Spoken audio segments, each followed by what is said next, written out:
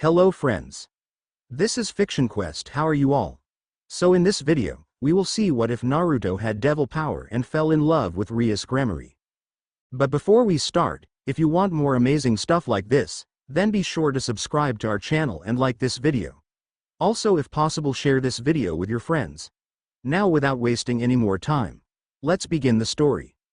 In a lightly lit room, a single person, that was wearing a white coat, sat in front of various monitors observing them while drinking from a steaming cup of coffee.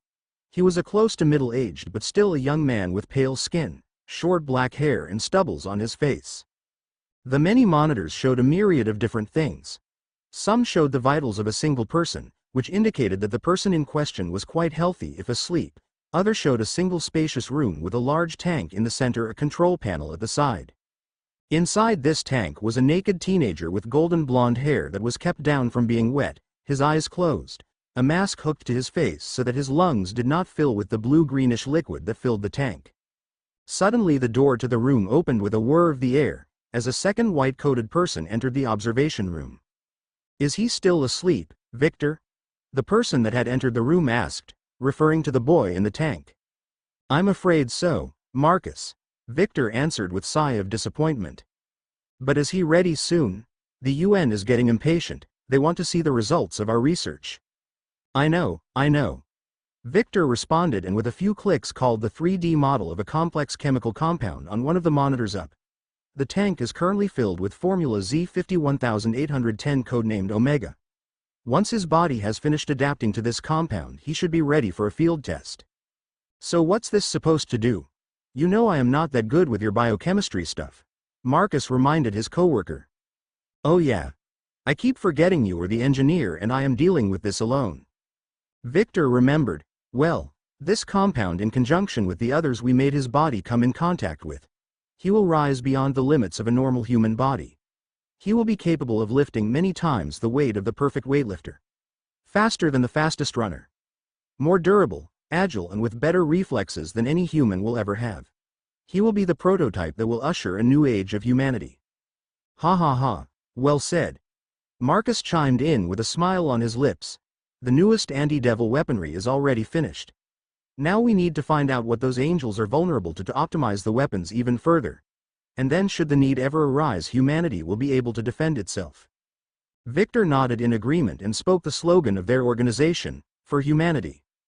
"For Humanity," Marcus intoned, and as they said that, the monitors indicated that the test subject was waking up.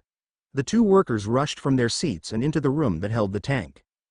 The blonde stirred inside his tank, opening his sapphire blue eyes, taking in his familiar environment, having already been inside this contraption many times previously. Victor entered the combination to drain the tank of the liquid and followed it by having the glass slide away.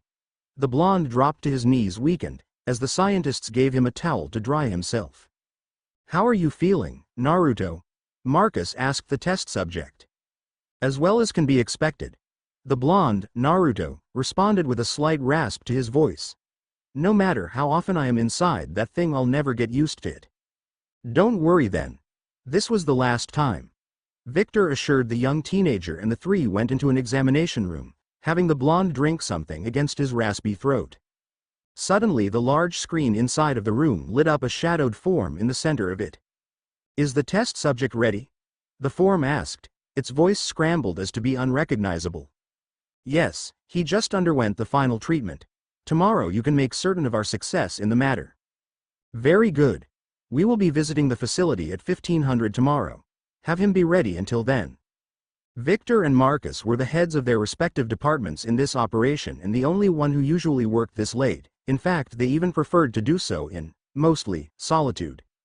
Their organization used the slogan, "For Humanity," because they strived to protect humanity from devils, angels and any other beast of myth. Almost 20 years ago, the two friends, at that time avid party-goers, went to a party of a mutual friend of theirs. However, a grotesque creature had appeared towards the end of the night. It was a large hunchbacked monster, muscles larger than any humanoid. In fact, its arms were so muscled and big that they were dragging on the ground, and its steps shook the ground of the building. Despite the thing's appearance, however, it didn't behave like a wild beast. It was capable of speech, forming coherent thoughts and sentences. This beast indiscriminately slaughtered everyone present, Some people that had knives and guns tried to fight it off, but it was futile. The knives some people tried to stab it with or threw at it were completely ineffective, creating little more than scratches that sealed up relatively fast. Only the two had survived because they shook of their panic and made a run for it, instead of being frozen in fear or trying to fight it. That was an experience that shook the two men of rationality to the core. Such a beast should be unfathomable. There was nothing documented on Earth that was anything like it. Even deeming it to be something natural was preposterous, so the only conclusion they came to was that it had to be something supernatural, as much as their own intellect struggled to accept that conclusion. From then they had spent many years trying to prove the existence of these supernatural beings to receive the funds from the UN so that there may be a way for humanity to defend itself. As was to be expected, when they first put forth the notion of such beings existing, they were laughed at by the scientific community. So they first dug deeper into the matter, surrounding themselves in books on the occult, even going so far as to dig for the rarer texts and trying to get any information out of the church, who were unusually tight-lipped on the matter. In the end, they had managed to capture the fight between a winged creature and one with bat wings through Marcus' ingenuity as he built a whole slew of tiny, almost unnoticeable remote spy cameras. After managing to prove that the footage had not been tampered with and that there were no CGI effects and whatnot, the UN had declared this to be a secret of the highest security level and made the funds available for them to spearhead a project into the research that would be able to defend humanity from these beings. That had been 16 years ago. A year later, they had someone infiltrate the Catholic Church as to steal the sensitive information they tried to hide. The informant told them that the church had known about angels and devils for a long time already and had even been given the knowledge on creating appropriate weaponry to combat the devils by the angels. They had managed to steal the blueprints on how to create light guns and swords. After Marcus had created the first batch of the weaponry, they had a team of trained soldiers equipped with these weapons hunt one of these beasts down. While the weapons were indeed effective, the soldiers proved to be less so. While the devil did die in the end, it had cost the lives of more than a dozen men to even kill one of them, and from the information they stole from the church that these so-called stray devils, which were devils that had killed or otherwise forsaken their master, were more often than not on the bottom end of the ladder in terms of power. Of course, there had been the possibility of recruiting humans in possession of a sacred gear, but these people were not only rare, but the chance of it being a combat-orientated one was slim as well. The sacred by the biblical God and granted at random to humans to be miracle workers. So after this first failure, they decided to create a super soldier that could keep up with the enhanced physical abilities of the supernatural creatures. They tested many orphans on their abilities in various fields and their personality, and in the end a small 5-year-old blonde boy from Japan with the name Namikaze Uzumaki Naruto had been declared the perfect test subject, and he consented to be part of the program, after having lost both his parents to these creatures. Shaken from his thoughts, Victor spoke to the blonde. "Get some rest, you'll be showcasing your abilities tomorrow to the higher-ups." Naruto nodded and went to his room, laying down on his bed. For some reason he thought back to that fateful day on his 5th birthday 12 years ago. Flashback October 10, 12 years ago, Kyoto, Japan. The young Naruto had, in celebration of his birthday, been taken out for his favorite food, ramen. They had visited the small stand of the family Ichiraku, with whom Naruto and his parents, Kushina and Minato, were good friends with. Naruto liked talking to the young daughter of Tuchi, Ayame. She was twice as old as he was, but she was always very nice to him. That was why he called her Ayame Nichan. As a present, they had even made him a special ramen with all his favorite ingredients. In Naruto's opinion, this day couldn't get any better. Soon the three arrived at their house only to see the door broken down. "Do you think there might be burglars?" Kushina asked her husband with concern in her voice. "I don't know. Only one way to find out, I guess." Minato muttered back, focused on the devastated entrance. "Keep Naruto close to you." The small blonde clung frightened to his mother, whose embrace calmed him slightly. As they walked further into the house, they noticed that everything else was completely tidy, nothing to suggest a breaking and entering of any kind. However, there was soft sobbing coming from further back in the house. Thinking someone was hurt, Minato quickened his pace, intent on helping that person. Once they entered the living room, in the center of it knelt a small girl, blood pouring from a wound on her stomach. "What happened?" Minato asked, full of concern, as he rushed to the downed girl, who he noted was just a bit bigger than Naruto was. "Quick, Kushina. Call an ambulance. He urged his wife as he tried to administer first aid.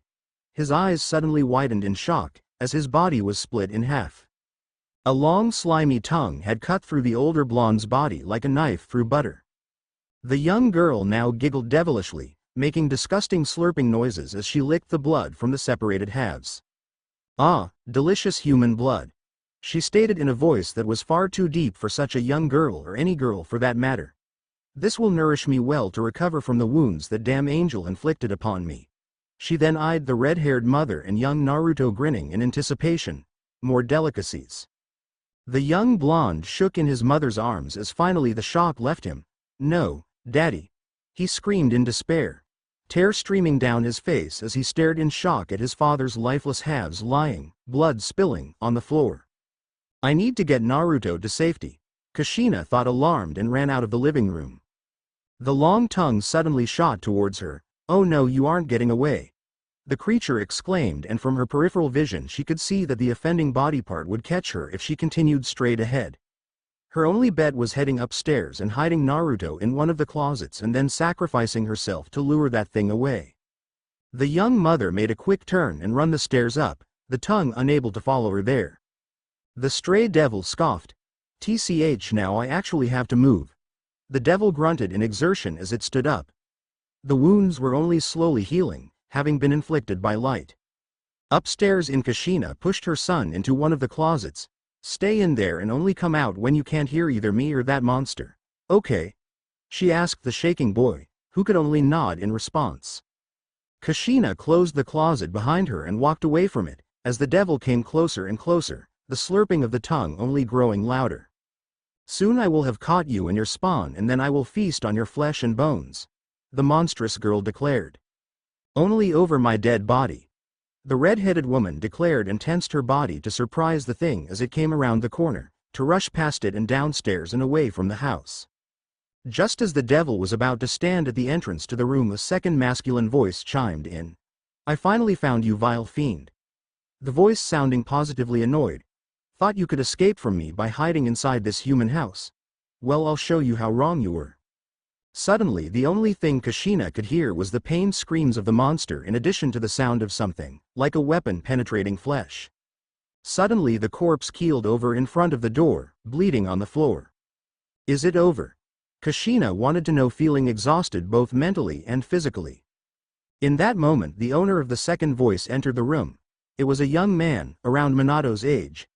He was wearing a black coat that was splattered with some of the monster's blood. He had some stubbles on his face and short black hair that was parted in the middle. However, what truly stood out about him was the black pair of wings on his back. The man scanned the room and his gaze fell upon Kushina. "What a beautiful woman you are," he commented, and the red-haired woman felt dirty being complimented by this man. "How about I claim a little reward for rescuing you?" he asked with a lust-filled grin. "I'm sure your dead husband won't mind." The fallen angel grabbed her arm, and the young mother, not wanting to be raped, lashed out at the angel, striking his face. Kushina had felt like she struck something very solid, and the man frowned at her, nursing his cheek despite having left no mark. The fallen angel now growled in anger. "You, ungrateful human wench, have the audacity to hit me, a being that is superior to you in every way?" He spat out in rage, and a white lance of something formed in his hand. "Learn your place, you worthless piece of garbage." He stabbed once, twice, thrice, until the corpse of the once beautiful woman looked like Swiss cheese. With his anger sated, the fallen angel disappeared once again, leaving the blonde all alone, having just witnessed the brutal murder of both his parents. Naruto sobbed and cried until his voice was hoarse, his eyes empty of tears and bloodshot red. In the following investigation, his parents' death had been chalked up to some sort of demented psychopath. When Naruto had tried to tell the authorities what had really happened, he had been declared traumatized by the events and been given pills to deal with that. Nobody had believed him until Marcus and Victor had come along, or rather a representative of his organization that invited in orphans, whose parents had died under mysterious circumstances, for the testing of his super soldier program. Flashback: end the day he had been told that he was chosen for this program. That day he remembered just as vividly as the day his parents had died. Flashback: America. Organization headquarters. Naruto had just been told to enter the next examination room. He sat down in front of the two men, both of whom had a few sheets of paper in front of them on which Naruto could read his name. "So, Naruto-kun. That's how you would be called back in Japan, right?" Victor said in a Russian-accented Japanese, unused to the different honorifics the Japanese like to use. The small boy nodded his head. "All right then, Naruto-kun. Do you know why we invited you and all those other kids?" The blonde shook his head. "No, he didn't. It has something to do with what you witnessed. You see, in this world, contrary to popular belief, there exists the world of the supernatural. Angels, devils, dragons, and any creature of. And your parents, just like the ones of all the other kids, have been killed by one or more creatures of that world." Naruto could not believe it. This had to be a prank. Nobody had believed him before when he had said his mother had been killed by an angel or his father by some monster with a long tongue. "Why, you really believe me?" he choked out in astonishment. "Yes, we do," Marcus answered the boy. "Do you know why we do?" In some paranoid part of the blonde, he thought they might reveal themselves to belong to that group as well and kill him now, but he discarded that irrational fear and just shook his head. "Because we were victims of such an attack as well, and we lost quite a few friends to that. And we don't like that we humans are so powerless when we come face to face with such beings," Marcus explained to the young boy. "So we founded this organization to elevate humanity to a new level where, should we come face to face with devils, angels, or any other such creature, should we be drawn into a fight or even war with them, we aren't helpless and have to fear that all of humanity could be eradicated at a whim." Marcus continued with the explanation. "So if you were to help us, you'd be the first human that could evenly confront these beings on a physical level. What would you do with that power?" Naruto scrunched his face up in thought before looking at the two men. "I guess I'd help other people. My daddy told me that helping others is better than just helping yourself." Once the two men had heard that explanation, they looked at each other and nodded. "That's a good reason, Naruto-kun," Victor answered. "You see, we aren't looking for someone who just mindlessly seek revenge and kill all devils and angels. We humans are already too conflicted on our own. We just want to protect ourselves as best as we can, to be equal, and as little as we know about these, there may actually be decent devils and angels. Just as there are humans who are good, there are those who are bad, and amongst these beings that might not be any different. If in the end we could peacefully coexist with these beings, then that would be even better than eradicating them all. That is why you have just passed this final selection exam," Marcus stated, smiling softly at the blonde. Flashback end. From that day on, he had been taught how to read, write, and much more. Essentially, he had been given a high-quality education both on a knowledge basis as well as on a physical one, so that he knew how to fight, hand-to-hand combat, weapon handling, both firearms as well as most close combat weapons, like staffs, swords, knives. And every few weeks, sometimes even a month in between, he had to spend between a few days and a week inside that tank, as it was filled with various body-enhancing compounds. Those days, weeks, and years of his training breezed by very fast. Naruto ended his trip down the memory lane and stared at the clock in his room, which read 2:16 p.m. "I guess I've been thinking pretty hard then," the blonde mused in slight amusement and closed his eyes, falling asleep. One day later, local time, 3 p.m. Naruto was dressed in a black pants and shoes. His upper body was clad in a white t-shirt with a crimson zip-up jacket which was left unzipped. To his sides stood both Marcus and Victor in their lab coats, and opposite of them stood the representatives of various nations of the UN. Amongst them Japan, the United States of America, Germany, and Russia, just to name a few. "So this is him?" the Russian representative asked. "The result of all our money and efforts?" Victor nodded. "Yes," he answered curtly. "Now if you would follow us to the test range." The man in the white coat led the way and everyone followed him. Soon they were in front of a large block of some sort of bluish-white metal. "This is a block of lead. Total weight estimated around 15 tons. The Russian biochemist elaborated. "The most weight raised by a human being was a little over 2.8 tons back in the 1950s. Naruto will now demonstrate the ability to lift 5 times that amount." The scientist gestured to the blonde, who gripped the block of lead and lifted it almost effortlessly, raising it above his head and holding it there for quite some time before setting it down again, causing murmurs amongst the representatives. "Next, he will showcase the amount of force unleashed with a punch, using that same block as reference," Victor stated and motioned for the blonde to punch the block. Naruto breathed in and threw a punch towards the block, with small sound that confirmed the hit the blonde had caused an indentation in the lead. After these feats of strength, the two founders led everyone to a small track field with a 400-meter racetrack. Next, Naruto will demonstrate his speed and endurance to us. For reference, the world record for the fastest speed a human has run was set by the Jamaican Usain Bolt. He ran close to 45 kilometers per hour. Naruto received the signal and started sprinting around the field. He completed his first lap in a little more than 5 seconds. After 10 rounds, he was given the signal to stop. The blonde showed no signs of fatigue from the sprinting and could likely go at that pace for hours on end without visibly tiring. Following that, the blonde's superhuman's endurance was tested. He was hit with thick wooden bats that broke on impact without the teenager even flinching.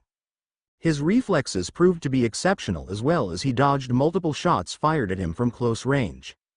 The representatives conversed with one another after the display of the blonde's abilities. The American one cleared his throat, getting their attention. That was indeed an impressive performance. You have shown us that our fund were very well invested in your research. The representative began, and they could sense a but coming. But we need to see how young Naruto deals in a live combat situation against one of these things. That is why, as a true test to your abilities, we have decided on a task for you to deal with. The German representative informed them. In Germany, there have been reports of multiple people disappearing mysteriously all around the same area. We believe that a being of supernatural origin is involved. We want you to find and confront the beast and kill it before it kills more of innocent people. You will be traveling in 1 hour. Yes, sir. Naruto responded, accepting his first test in dealing with a living preternatural being. Half an hour later, Naruto was currently equipping himself, although it wasn't much. While he first thought about taking a Kevlar vest, he doubted it would grant him any serious protection against claws and fangs, so all he did take in the end were weapons. One was a small hilt for a combat knife with a light edge and a gun that shot light bullets. All Marcus gave him, though, was a model based on a 9mm gun. The blonde weighed the weapon in his hand, and it felt pretty light to him, at least compared to the usual 9mm guns he had handled during his training. Wouldn't a higher caliber gun be more effective? The blonde inquired of the engineer. Marcus simply shook his head. I thought so too. The first guns I had created were based on M16 models, but since the power of these bullets isn't dependent on the model of the gun or the length of the bullet, I went for something much handier, he explained. How do these light weapons work anyway? The blonde wanted to know. You never explained that. Well, the ones the church uses have a magic array sitting on the inside of the weapon that takes, gather, mold and hold the photons in the shape of the weapon they're supposed to take. That array is activated by a short infusion of the user's magic. In the case of the gun, that small amount of magic is used for each shot, whereas for a close combat weapon the array takes the ambient energy to keep it fueled. Of course, since so few people have the ability to use magic, that method is unviable for our use. In our case, I have, after someone down in the IT department wrote a decryption program, changed the array in such a way that it switched T-magic to electricity. That's why those two weapons run on an internal battery. However, I still haven't worked out one kink. The array burns out after one full usage of the weapon. So there is no reloading. That means for you that you should use them sparingly, as the amount of energy used is pretty significant. The gun should have about one standard magazine size of shots before stopping to work. So 15 shots. He looked at the gun as he contemplated that fact. What about the knife? Well, that's a bit more problematic. The continuous drain empties the battery pretty fast, so you can use it 1 minute at most, before it stops. Alright, 15 shots in 1 minute. Naruto committed that information to his memory. I think I'm done in that case. Hamburg, Germany, local time 1:12 a.m. After traveling all the way to Germany, he checked his weapons one last time, as he was dropped off close to where the victims had disappeared. Can you hear me, Naruto? He heard over the headset he wore. Loud and clear, Gonzalo. The blonde responded. Gonzalo was a ballistic weapons expert from Spain. He had taught him how to handle all kinds of different firearms, and Gonzalo would be keeping track of Naruto for the duration of the mission. I'm going to start sweeping the area now. The area around him was largely abandoned. Some abandoned factory halls littered the area, while a few stray cats scurried in the shadows of various buildings. Far away he could hear isolated cars driving through the city, the scent of fumes and dirt filling his nostrils. Eventually he saw a group of 4 boys in the distance standing in front of one of the halls, talking to each other. While Naruto's German was very basic, he could get the gist of what they were talking about. Apparently they had heard how this hall was supposed to be haunted, and to prove how manly and tough they were, they wanted to explore it and then tell everyone about it the next day. "Why did you stop, Naruto?" the Spaniard asked him. 4 civilians are standing in front of what is likely the target location. "Well, just make them go away," Gonzalo said, as if it was the simplest thing in the world. "Roger," Naruto responded when he realized that they just went inside the building. "Shit," the blonde cursed. "What happened?" "They went inside the building." Naruto rushed to the entrance when he already heard vivid screaming of the boys as they all, -1, came scrambling out of the building. They stopped in front of the entrance for a short breather. "Shit, what kind of thing was that?" one of them asked. "I dunno, but it got Michael," the second one responded when the third noticed him. "Hey, what are you doing here?" He shook his head as if noting how silly his question was. "No, I don't need to know. Anyway, we should all get away here."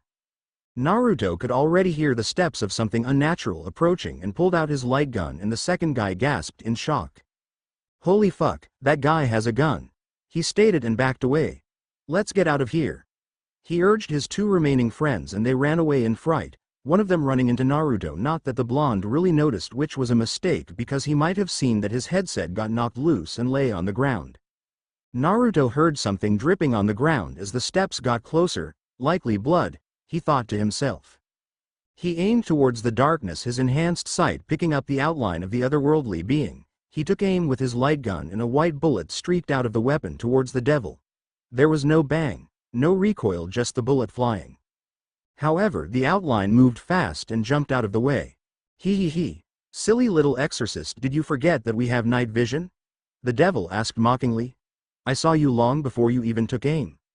Naruto heard something sharp being readied as the shadowed form of the devil charged towards him.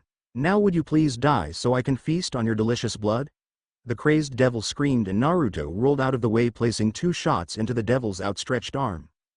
Although, Naruto noted, scythe might be a better description. Now that the devil was in the moonlight, Naruto could assess his features completely. The devil had a mostly human face with faded brown hair on his head, a sharp angular jaw and nose. However, what was different about him were his arms. They were long, green and ended in sharp round cutting edges, as if a human's arms had been replaced by a pair of scythes, or maybe like a praying mantis. "Fuck, that hurt you," the praying mantis devil cursed in pain. "You are certainly quick on your feet. Most humans would have been cleaved in half by that. But I won't give you the satisfaction of dropping that easily. I am not a simple low-class devil." The air was filled with the slicing of wind as blades of wind shot towards the blonde, who retaliated with 3 more shots from his weapon at the still-standing devil. However, the shots were deflected by the wind, which should have been impossible. Naruto barely managed to dodge the blades of wind, which were cut through his clothes and grazed his flesh, letting little droplets of blood run down his body. "You certainly are resilient," the devil commented and shot more slices of wind at the blonde. Naruto dodged to the side and behind a pillar, firing 2 more shots at the legs of the devil, of which only one hit, causing the devil to bleed slightly on the floor. The devil growled in rage. "You can't hide, stupid human," he commented and started destroying the pillar Naruto stood behind. Knowing that he would be hurt should he not dodge the attack, he jumped behind the next pillar and fired 4 more quick shots at his adversary, who was prepared, and then slashed his wind at the bullets. 3 bullets left. The young fighter realized, have to make those count, because going into close combat with that thing, even with my reflexes, will have me getting cut to pieces. Naruto grabbed his knife and ignited the light edge of the weapon and, sloppily, threw the weapon at the devil, who simply dodged. His gaze had lingered long enough on the weapon for Naruto to drop deeper into the building to set something up. The mantis devil scoffed at the human's action and followed him deeper into the building. "You are just delaying the inevitable. I will kill you this evening no matter what you do," the devil proclaimed rather arrogantly. Come out wherever you are." He dragged his bladed arms on the ground, carving into the concrete floor. Naruto knew that the devil could see just as well in the dark as during the day, so he had to wait for an opportunity where that guy had his back turned to him. He saw the mantis stalking to a nearby pillar, eyeing it up and down. "Maybe you are here," He sliced through the pillar like a hot knife through butter. The devil clicked his tongue in annoyance and stalked to the next pillar. What about here? He sliced through that as well. The devil got closer and closer, and if he continued at the pace he was going he would soon arrive at the pillar Naruto hid behind. As he arrived at the second to last pillar he stopped however. I'm getting tired of this. He turned his back and Naruto took aim at the head, pulling the trigger 3 times, and he saw the bullets fly at his target when a sharp wind picked up. The devil spun around like a spinning top, creating sharp cutting winds that flew through the large hall, easily tearing the building up. Naruto's last bullets met a wall of wind that had surrounded the devil as he spun, blocking the shots completely. The young boy's cover was soon destroyed. He was left completely defenseless. However, Naruto wouldn't resign to his fate. As the devil stopped his dance he grinned. A grin filled with bloodthirst, at the blonde. Finally I got you. The devil moved closer and was surprised as the blonde now charged at him, something he didn't expect, and pummeled him repeatedly in his human face. As Naruto's opponent pulled back for a slice towards his midriff, the blonde jumped back but still got caught, leaving a long bleeding gash overrubbed with hot red pain. Naruto nursed his wound as he kneeled on the ground in pain. I don't want to die, he thought as the devil got closer, satisfied to finally get his kill. I don't want to die. I don't want to die. That thought repeated in his head like a mantra. The devil smiled one last evil smile. Say your prayers, boy. He poised his 2 scythe-like arms ready to strike down at the blonde. Suddenly something in Naruto broke, like a dam of water bursting free, filling his body with raw unbridled power of something. He didn't know what it was, but maybe it was his only chance at surviving. He stretched his hand out and willed the devil away. He wanted him out of his reach, and the power literally exploded from Naruto, crashing into the attacking devil and throwing him into a wall at the back. As the devil grunted in pain at the unexpected attack, if it could be called that. What did you just pull, filthy human? The devil demanded to know, and Naruto could only stare dumbfounded at his hand. He didn't know what just happened, but it saved him and he would use it to finish the jump. Die, devil scum! Naruto exclaimed and pulled his hand into a fist like he were to crush something. Suddenly the shadows around the devil converged on him. No. What is this? The mantis devil asked in fright as he was enveloped by the shadows as a black cocoon formed around him. Seconds later Naruto heard sickening crack and crunching noises. The shadows disappeared and left was the crushed body of the devil, which looked like it might have gotten under a stampede. What was this power? Naruto wanted to know, and suddenly he felt exhausted, not physically but mentally, like he wanted to sleep for a day straight, and he could feel a slight headache forming. He fought the fatigue away and picked the body of the devil up, as it could prove to be useful. In that moment Naruto noticed that his headset had fallen off and cursed. Luckily he found it at the entrance. Hello? He called tentatively out. God, Naruto, are you all right? Gonzalo asked, concerned for his young student. Yeah, a bit cut up, but the devil is dead. When you stopped responding we thought the worst. And we couldn't send anyone after you cause Yano. Anything that could deal with you would likely kill anyone just as easily. Yes, I understand. The blonde responded. He didn't want to have the death of innocent men and women on his conscience in a useless effort to finish what he couldn't. Anyway, can you send someone to pick me up? Sure thing. Anything else? Yeah, tell Victor that I have loot and that I need to talk to him. Gonzalo chuckled. Yeah, will do. See you soon, Naruto. With that said, Gonzalo went quiet as he relayed the messages. New York, organization headquarters, local time 10:49 p.m.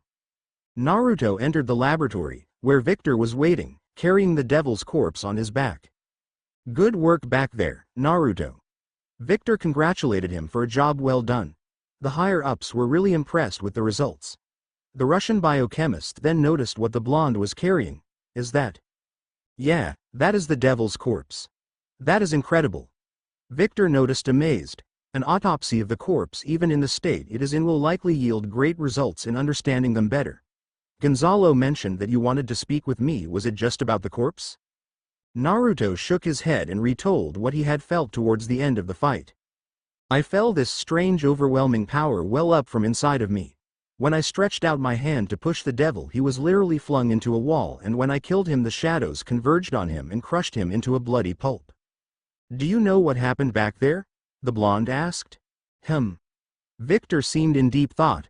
Well, I have a theory, but I would like to take a sample of your blood first and then do some tests, if that is all right. Yeah, I don't mind, go ahead. The blonde gave his affirmative and had the man take some of his blood. This will likely take a day or so get some rest and recover. Finally, Naruto let out a big yawn. I think I could fall asleep on the spot. The scientist chuckled mirthfully as Naruto left the laboratory. One day later, Naruto was once again in the Victor's laboratory. So what did the test results tell you, Vic? He asked the scientist, dropping all the formality he had to keep up in these last few days. Well, as expected, your DNA, while largely similar to a human, has been quite literally supercharged. But what really stood out was one strand of DNA that was heavily mutated. And I think this is what is responsible for your powers. Victor explained and placed his pen on the table besides him. To confirm my theory as to the nature of your powers, I want you to pick up this pen. The blonde chuckled at the easy task and moved towards the table when the Russian scientist stopped him. No, I want you to pick it up, but from where you are standing. How am I supposed to do that? The blonde asked, irritated. Didn't you tell me that you willed the devil away from you? So just concentrate and will the pen to come to you. The blonde frowned but did as asked. He concentrated on the pen and had his arm raised, palm outstretched, and wanted the pen to come to him. Come. Come. Come. Naruto practically shouted in his mind, and the pen began to quiver and lifted from the table towards Naruto, whose eyes widened in surprise and then grinned when he felt the cold pen grasped in his hand. Magnificent! Victor exclaimed excitedly. This opens a whole avenue of new possibilities. So what is this? Telekinesis, Naruto. What, so I am an esper now? The blonde asked, intrigued. Like lifting objects with my mind and stuff? Well, yes, theoretically even more than that. What more? I thought that was all there is to that. Tell me, what does telekinesis have to do with controlling shadows as you did? The blonde seemed stumped. Yes, what does that have to do with each other? He thought to himself and shook his head. You see, telekinesis is just one part of such mental powers. The term to describe your powers would probably be psychokinesis. The power to move things with your mind. However, these two terms do not mean the same thing. Because psychokinesis encompasses all, for example, umbrekinesis, or moving shadows with your mind, just as you did to finish the devil off. In fact, I believe that there is no limit to what you can manipulate with your mind. Victor explained to the blonde. Close your eyes and hold up your right palm now. Naruto did as instructed. Now visualize that power flowing towards your right palm and out of it. Think of it as the flame of a small candle. Feel the heat growing. Soon a small flickering flame hovered above the blonde's hand. Haha. I was right. Even pyrokinesis is possible. The blonde grinned. That's awesome. I'm awesome. He allowed himself a small bit of self-praise, even if it sounded arrogant. I'll be dissecting the devil now and see what I can gather from his body. You go and keep practicing your new skills. 2 weeks later, Naruto now sat in a kind of briefing room staring at Marcus, who stood in front of a large screen which displayed a world map with many large small dots glowing on it and even some larger ones. All right, let me explain what you see on this map, Marcus said and cleared his throat. After Victor finished with his autopsy, he did some other tests on the body, one of which was an energy reading. The corpse still gave off a small residue of energy despite having long been dead. What kind of energy it exactly is we don't know, but we tasked the IT guys to write an algorithm that would be able to scan for this exact type of energy. Using the satellite network around the globe, we did so. All the dots you can see are devil activity. Most are rather small and similar to each other. Some are a bit bigger, and we likely would have you deal with all of them one by one, if it weren't for one specific thing. He gestured to Japan, where he could see a huge dot. Compared to the other ones, this dwarfed them all likely, even if they were heaped together spot of some kind. After we presented the higher-ups with this, they declared it to be of the highest priority for you to deal with it. Your task will be to infiltrate the location and determine if the devils are hostile in any way, and if yes, you are to eliminate them. So where am I going? The blonde asked. Well, you are going to be pretty lucky. Marcus chuckled quite amusedly. Or maybe not. Because we pinpointed the signal to, and that is as close as we could get. Kuo Gakuen. Congratulations, you are going to be attending high school. What? Naruto's shocked cry could be heard throughout the building as Marcus laughed out loud. All Naruto could hear was the infernal blaring of the alarm clock that would wake him every day from now on. He absent-mindedly hit the snooze button but forgot about his strength, flattening the clock into a pile of electric junk. Fuck. The blonde muttered, slowly opened his eyes and rubbed the sleep out of his eyes, as he let out a deep sigh. Well, I have to replace the alarm clock. Again. He commented to himself and pulled himself out of bed, dreading the first day of the thing that was called high school. Most of what they taught there he had already been taught during his 12 years in the laboratories of Logos. That was why he dreaded the boring curriculum he had to face. While his true task was to find out the identity of the devils who seemed to be hiding amongst the student body, determine if they were a threat and then take appropriate measure against them based on the intelligence he would have gathered at that point. That in theory sounded like a great way to pass time, at least if you had a penchant for action like Naruto did, however not in combination of having school occupy such a great deal of his time. The blonde removed his sleepwear and threw it on the heap of dirty clothes that was forming beside his bed. He entered his apartment's bath and walked into his shower, letting at first an icy cold stream of water wash away even the last bit of drowsiness before switching to a more comfortable temperature. Naruto soon dropped out of the shower and started drying himself off, while brushing his teeth. Kuo-gakuen. He thought, that is the name of the school I will have to attend. The school had been an all-girls school up until last year when the administration decided to switch to co-ed.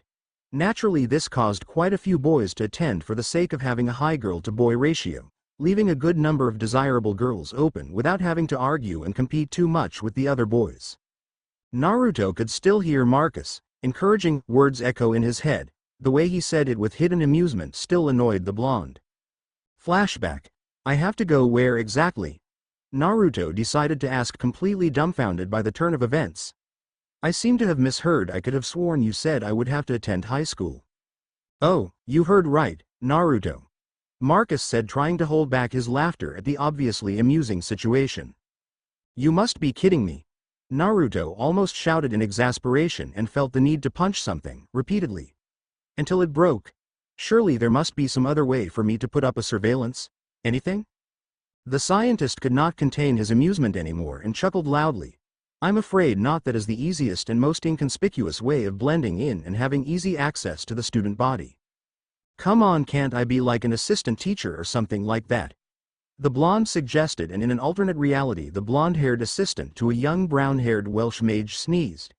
Anything as long as I don't have to deal with that boring curriculum. As if that would even work. Honestly, a 17-year-old high school teacher. So sorry, there is nothing I can do there. Marcus Mock apologized to him. Besides, it will do you some good to interact with people your age instead of us stiff and boring science guys back here at Logos. The blonde grumbled something unintelligible under his breath. Besides, let me tell you a secret. Marcus leaned close to the blonde. The school was an all-girls school up until the last year. Think of all the hot girls you'll be seeing. You're practically living a teenage boy's wet dream. The blonde couldn't deny that. That sounded, without a doubt, nice. He, after all, was only a young man with the same basic needs and instincts as any other guy. So he couldn't say that this wasn't at least a little interesting. The blonde released a deep breath in resignation. All right. He muttered in defeat, and Marcus patted him on his back, laughing. That's the spirit. He encouraged the young superhuman. Now go pack some clothes. The rest is being paid for by UN funds. Flashback end. Naruto bit down on a slice of toast and downed a glass of orange juice for his breakfast. It is not much, but it will do. Naruto thought as he slipped into his uniform. Well, at least the uniforms aren't hideous. The boys' uniforms consisted of a black blazer with white accents, a white, long-sleeved dress shirt with a black ribbon on the collar, matching black pants, and brown dress shoes. Compared to, say, a green uniform. Naruto shuddered as he imagined it. That would have been horrible. He straightened the ribbon, which was perhaps the only part Naruto thought looked ridiculous, and stepped out of the house, making his way towards his new school. The spring semester had been going for a few days now, and he would join his class 2C on this day. I guess it pays off to have connections in the government, else I probably wouldn't have been accepted at all during this semester. The blonde commented offhandedly to himself and continued on his merry way. Until he came upon the school building, which, in his opinion, could be compared to some kind of mansion from the fancy exterior alone. All around him both boys and girls, mostly girls though, were hurrying to their classes.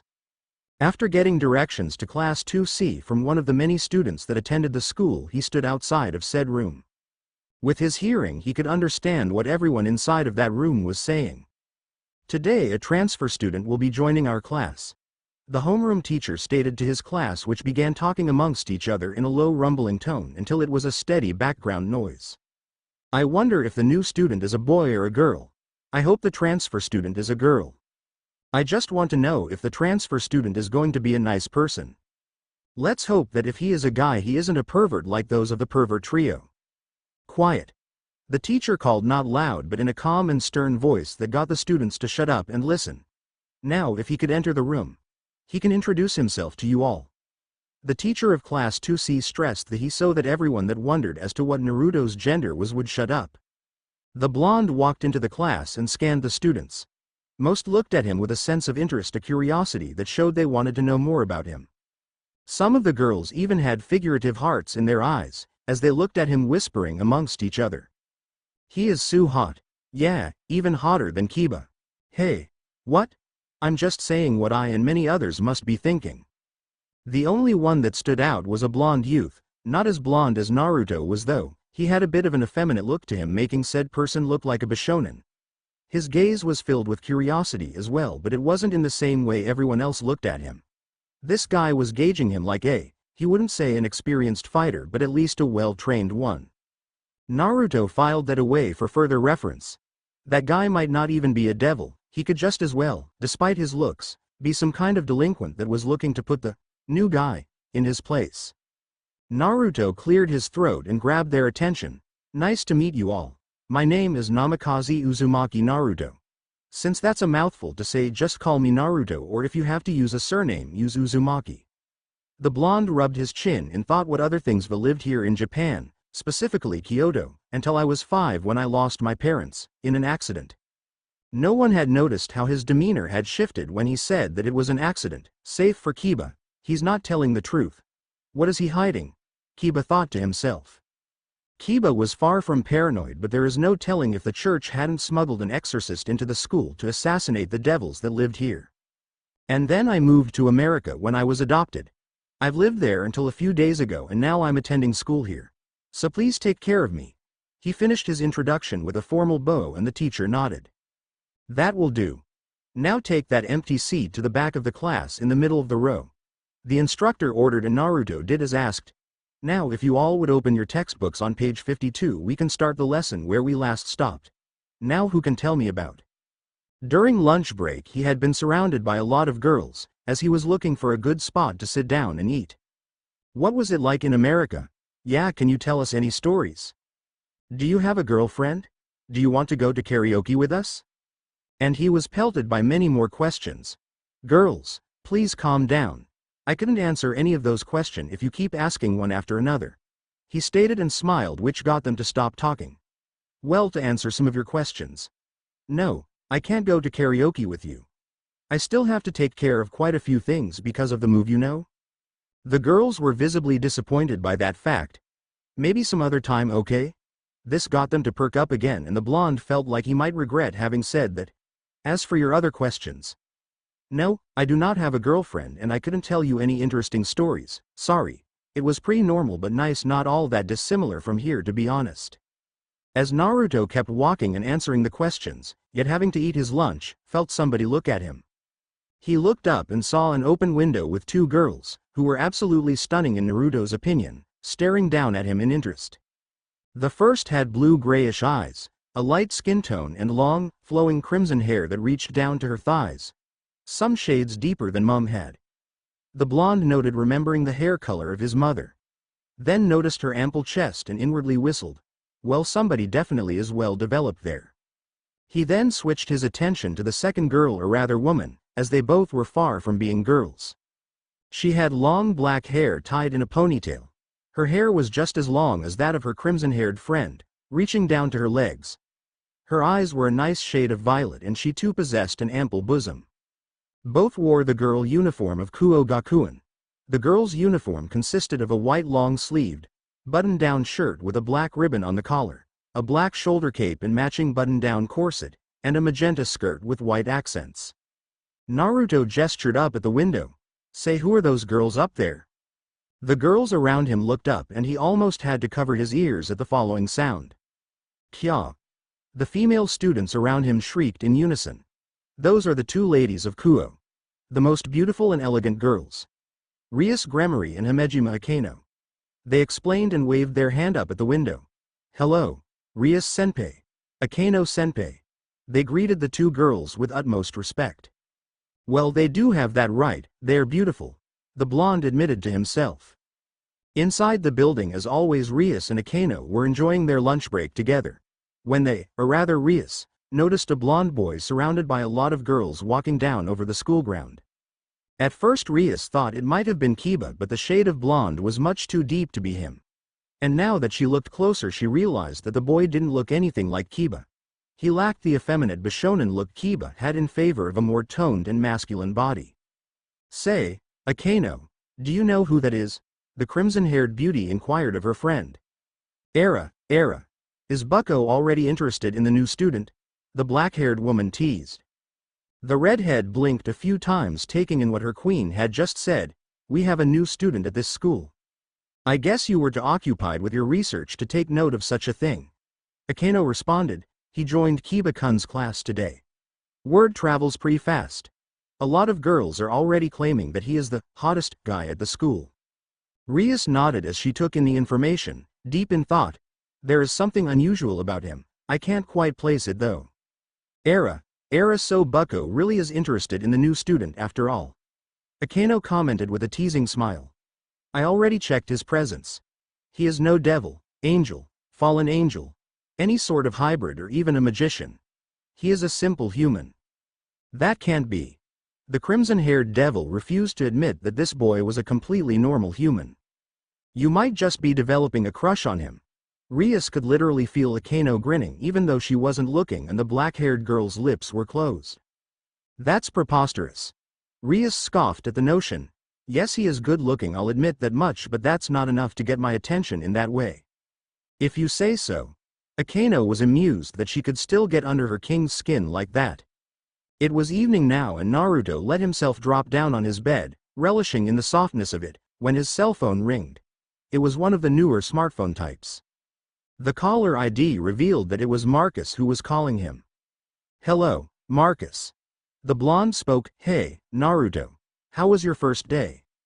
I don't know why, but even with my superhuman stamina and compared to all that training I did, exhausting. That's because you are not used to being in social situations. You are so used to being in the company of very few people or even being alone that being in the presence of so many drains you pretty fast. I guess so. Naruto responded, and honestly he had no better explanation. That was why he would accept it for now. So find anything out yet? Well, there is one student. His name is Yuto Kiba, who seems pretty suspicious, but I couldn't confirm anything yet. That's good and all. But what about a girlfriend? Naruto could pretty much feel Marcus grinning over the phone. Have you seen any hot girl you would consider taking as your girlfriend? Naruto sighed in annoyance. You know, with the devil thing, I have no time for a girlfriend. Oh come on, don't give me that nonsense. You can't let an opportunity like this go to waste, the scientist complained. Defeated Naruto finally admitted, two actually, huh? Yeah, very qualified response. I've met or rather seen two pretty beautiful women. Do tell. So he told Marcus about his meeting or rather seeing of Rias and Akeno. Wow, you lucky bastard you. I guess you probably are spoiled for choice now. Yeah. So any other reason you called me? Oh yes. Thank you for reminding me. I wanted to ask about your powers. Victor mentioned them to me, but I forgot to ask about it during the debriefing. What do you want to know about them? Like what kind of things can you do with it? Well, Victor explained it as psychokinesis. I can manipulate various things with my mind. Changing shape, from liquid to solid, move it and whatnot. So I heard you can even create fire using your mind. That's right. Victor called it pyrogenesis. I turn my, well, you could call it, mental energy, into thermal energy and combust the air until I get a flame. So could you just create anything you wanted that way? Say something like weapons? Like a gun or even a simple knife? Well, I tried that, but all I got was a headache and a nosebleed. I asked Victor about it and he theorized that as long as I didn't manipulate something existing or turned my energy from one type into another, creating something out of basically nothing was something akin to reality manipulation and alteration. He wasn't sure if I would ever be strong enough to be a BLS in the way that I can use psychokinesis, or if it would be even possible to achieve that level at all. Anyways, why the interest like that? I mean, I doubt an engineer like you could get anything useful from me telling you about that. No, nothing you need to concern yourself with, just a really far off project. I doubt I'll ever really get to start it anyway. But we'll see until then. Anyways, I'll be returning to my own work now. Good night and good luck with your girls. Naruto sighed as Marcus hung up on him. Well, tomorrow is a new day. A new, just as boring and tiring day. Naruto could already feel a headache forming, and it had nothing to do with his powers. 1 week later, Naruto had managed to adjust to the student lifestyle pretty well over the last week, considering the boring lectures and getting hounded and asked out by girls daily. However, as for his main goal, he had made no significant progress there. Kiba remained a possibility after talking to him for a bit. Flashback: it was his second day at school now and decided to strike up a conversation with Kiba. After all, maybe the guy would slip up in some way and reveal himself. So after their last lesson, he went over to the effeminate blonde. Can I help you, Naruto-san? The boy asked him politely. I just wanted to ask you, since you've been at this school for a much longer time than me and all, if it is mandatory for students to join a club. Since I know some schools are pretty adamant about that sort of thing. Naruto asked his classmate. Kiba shook his head in answer. I'm not the best to answer that kind of question. You might want to ask the student council for a better answer, but as far as I know, nobody is forced to join a club. Alright. Thank you for answering my question. Naruto thanked the other blonde. Say, if I wanted to join a club, what kind of choices would I have? Again, for a full catalog of clubs, you should be asking the student council or wait until recruitment day for all the freshmen. The blonde devil responded. But we have the usual sport clubs like tennis, kendo, football, baseball, swimming, you know. And non-sport clubs like photography. I hope that helped you. Yeah, that's pretty informative. Naruto nodded. I have a last question though. Why is he asking me this much? Kiba thought to himself. He knew that even if Naruto was confirmed to be a 100% bondified human, there was something unusual about him. But Kiba remained polite. Sure, I don't mind answering another question. What kind of club are you in? You seem like a pretty nice guy, but you always have to refuse the offers of all the girls in favor of your club activities, so what kind of club takes that much of your time? Naruto continued asking Kiba. I'm part of the Occult Research Club, he responded, polite as ever. That's unusual. Naruto commented, surprised. Definitely sounds like a cover of some kind. He thought to himself. I pegged you more for the sports type of person. Kiba nodded in response. Yes, it is very unusual and many consider it weird, so you probably won't like it. Oh, not at all. Naruto smiled, hoping it would get Kiba to break out of his polite exterior. I think it sounds very interesting. What do I have to do to join the club? Naruto started acting excited. Fill out an application, summon a demon? This was the first time Kiba's polite exterior broke and he sounded unsure. I don't know. I guess you would have to ask the club president about it. Okay then. I'll probably come by tomorrow. Where does the Occult Research Club meet, by the way? In the old schoolhouse to the back of the school, near the woods. Alright, thanks again for your help, Kiba. Naruto bid the blonde farewell. I better tell Rias Bucko about this, the devil decided. 1 day later, Naruto stood in front of the large building. He wouldn't say it was run down because it was still in a good shape, but obviously nobody had taken care of the exterior in quite a while, with all the pieces of foliage growing over the wood. He knocked on the door and entered the building. He walked into a largely wood-paneled room with Victorian-style couches and chairs along the wall. Inside of the room were Kiba, as Naruto expected, a cute, petite white-haired girl with hazel eyes who was happily munching on some sweets, and Himejima Akeno. Era. We have a visitor. Akeno commented, pleasantly surprised. It is nice to finally meet you, Naruto-san. It is nice to meet you as well, Akeno-chan. The blonde responded, throwing her a small smile. I didn't think you'd be part of this club. Era. How forward of you, Naruto-kun, she said in a sweet, maybe too sweet, voice. Why don't you have a seat? Bucko isn't here yet. Thank you, that is much appreciated. He remained as polite as he could. Akeno placed a cup of hot tea in front of him. Thank you.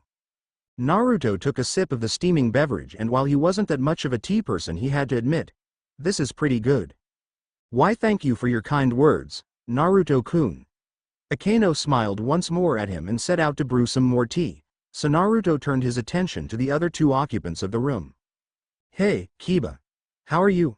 He asked his fellow blonde. Very well.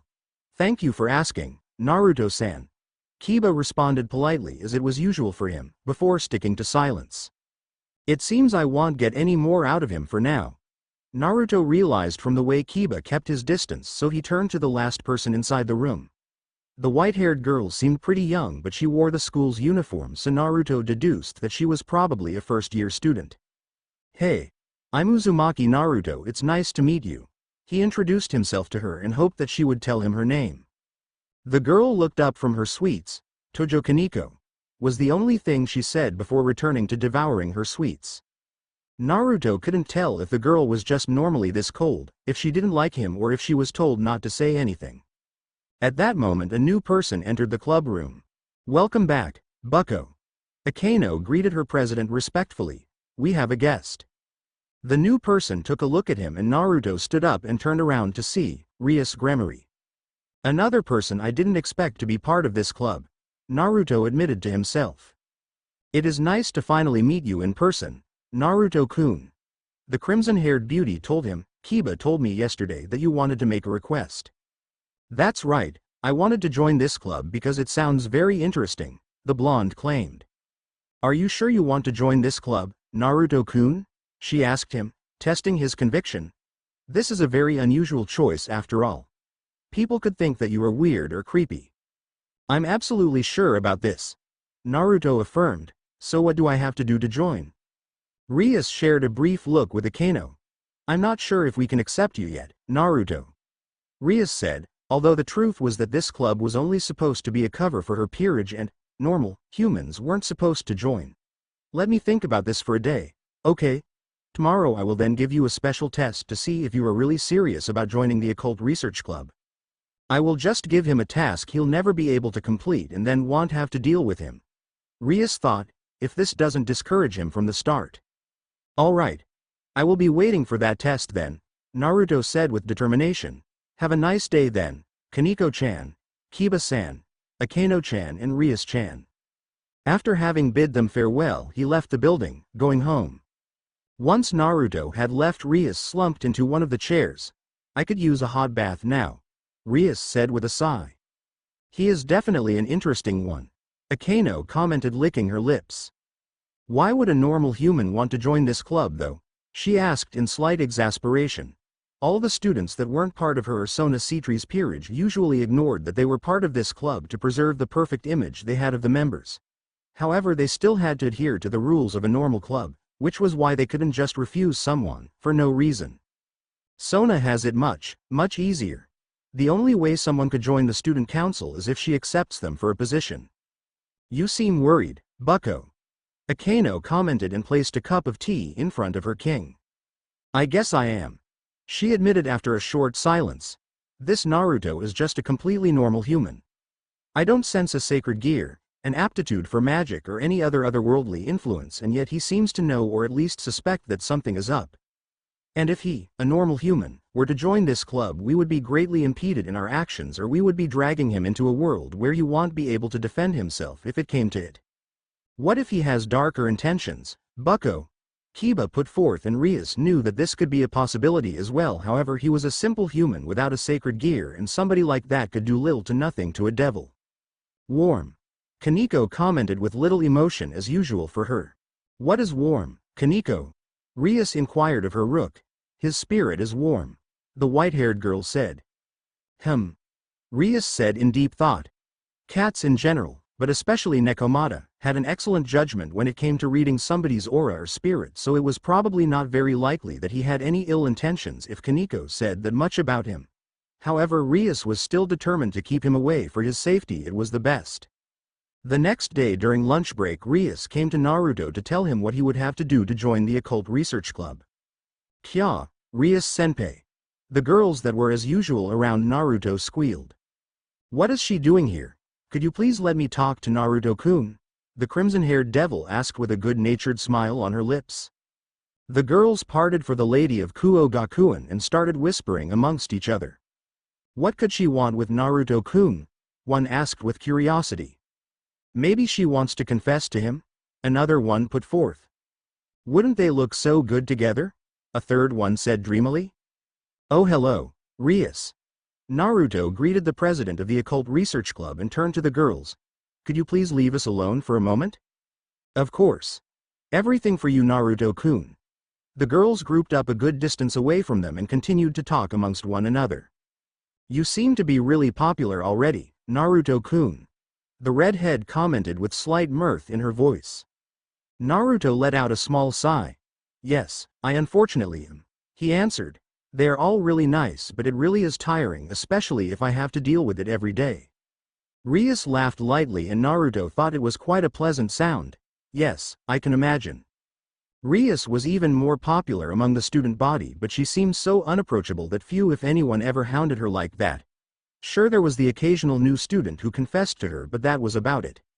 "So I take it you have decided what task I have to fulfill to get to join your club," the blonde stated, and Rias nodded. Rias' first idea was for him to summon a demon, but if he happened to walk across one of the familiars handing out simplified summoning contracts in the city and he had enough desire to summon a devil, the cat would be out of the bag. That is why Rias scrapped that idea and thought of something different. "I will allow you to join our club if you manage to find and bring me the feather of an angel." This should prove to be a sufficiently impossible task for him to fulfill, she thought to herself. Angels and even fallen angels rarely involve themselves directly with normal humans, so there was no way he would be able to stumble upon one by chance. "All right, I accept this challenge, Rias," he stated, and Rias could feel the determination. "I won't fail this." And for a second Rias was actually worried that he would somehow manage to complete this task, but then scoffed inwardly at the notion of it. Flashback end: after that visit to the club, he had added the members of the Occult Research Club to his list of suspects as well. The only problem Naruto had now was finding an angel or even fallen angel and getting some feathers of their wings. Otherwise it would be close to impossible to observe them without them getting overly suspicious about it. And there was another thing: Hyodo Issei, one of the members of the pervert trio, had apparently found a girlfriend. Naruto found such a thing very strange indeed. The guy can be a nice person at times, but he is too much of a pervert. Naruto thought, having briefly met or rather heard about the boys and his friends' antics. Not one girl in this school would want to be in his close proximity if she had to, and they likely would only touch him with a 50-foot pole. So the only girl that could have reasonable interest in him is one that doesn't know him, Naruto deduced. But why would anyone want to date a completely unknown person as a girlfriend? Sure, getting to know him better is one thing. But that girl, Amano Yuma, instantly wanted to be his girlfriend. There definitely is something foul. He didn't have anything against Issei, except that he didn't know how to moderate his pervertedness and he didn't wish to destroy the boy's happiness, but even he had to realize that such a thing was too good to be true. Naruto's instinct just told him that something was wrong with that Yuma girl. He didn't know what exactly, but he knew there was something. That was why he had to warn the boy not to go with her on a date today. He saw the brown-haired boy almost skipping across the schoolyard in happiness. "Hey, Issei, can I talk to you for a second?" he stopped the brown-haired youth. In the distance Naruto picked up some girls talking about how Issei should be keeping away from him and how they hoped he wouldn't get infected with the boy's pervertedness. "What is it?" The boy actually glared at him, for what reason Naruto didn't know. "You are going to meet that Yuma girl today, right?" the blonde asked. "Yes, what about it?" Issei retorted almost scathingly. "Don't meet her. There is something dangerous about her." Naruto tried to warn him, but that caused the boy to snap angrily back at him. "Shut up. Don't try to take away my first girlfriend," he raged at the blonde superhuman. "You and that damn Kiba can have any girl at this school that you want, so be happy with that. You don't have to take away what little happiness I have gained. She is just trying to trick you, Issei. Please trust me on this one." Issei frowned before smirking almost arrogantly. "I bet you were just saying those bad things about Yuma because she rejected you and you can't stand seeing me with her. You must be really jealous right now." The perverted boy taunted Naruto. "No, would you use your brain please?" Naruto asked and felt like he was talking to a brick wall. You will end up hurt if you continue like this. Naruto warned him further, but Issei stubbornly refused to listen to him. Don't talk to me again. These were the last words Issei spoke to the blonde before leaving him. God damn that idiot. Naruto felt like smacking him in the face for his idiocy, but strange as it sounded, he could somehow understand the boy. Well, I have to play babysitter, it seems. Once school had ended, he was trying to tail Issei on his date with his girlfriend, Amano Yuma, but was stopped by a trio of girls. You promised to go to karaoke with us today, Naruto-kun. One of them said, and Naruto remembered that he had indeed promised them such a thing, in the hopes that would get them to leave him alone for a while. Only now, when I really would have needed that time, I don't have it. Naruto thought, and he wouldn't break his promises. He just hoped Issei didn't get himself into too much trouble while Naruto wasn't there to keep an eye on him. A few hours later, the orange light of the twilight sun illuminated the city, as the girls finally released him after being satisfied with his karaoke performance. He wasn't sure if Issei's date had already ended or not, or where he was if it had not ended yet. So it was probably futile to start a wild goose chase for the boy. The only way Naruto was going to FHANCE. The blonde decided to take the shortcut from the shopping district to his apartment, which led him through this city's park. The park, however, was strangely empty, and an eerie sense of dread hung in the air. As he got closer to the center of the park, he could feel something pushing and shoving at his mind, trying to nudge him away, telling him that he shouldn't want to be here, but he ignored that suggestion, banishing it from his thoughts and stopping the unnatural feeling from affecting him. Once he had made it to the large fountain that stood in the middle of the park, he saw a sight that he did not want to see. A large black-winged creature stood over the lifeless husk of a familiar brown-haired human. It was Issei, with a large gaping hole where his stomach was supposed to be. The fallen angel, who was dressed in black clothes that might have come straight out of some bondage catalog. She had long black hair, violet eyes, and the rest of her figure was very pleasant to look at as well. This is my fault. Naruto realized, grimacing. This was what he signed up for. Keeping humanity safe from supernatural threats like this fallen angel who had killed Issei. He had failed in his duty of protection this time, but he hoped that at least retribution would make up for some small part of the life that had been lost today. You! Naruto growled in anger and cocked his fist, lunging at the fallen angel, who was looking at her work with a sense of satisfaction, which was why the angel didn't see Naruto coming until it was too late. His fist struck her in the face, lacking any weaponry at the moment, not that light-based weapons would be all too effective in this case. A small shockwave rippled through the air and sent the angel flying through two trees, eliciting cries of pain from her. As the black-winged woman pulled herself up, face bruised and bleeding, he knew that his attack had been much more effective than when he had struck that stray devil he had fought. Naruto thought that in his anger he probably had reinforced his attack by increasing the kinetic force behind the blow through his mental powers. That fucking hurt, you damn human. The fallen angel spat at him, both figuratively as well as literally, though she spat blood in this case.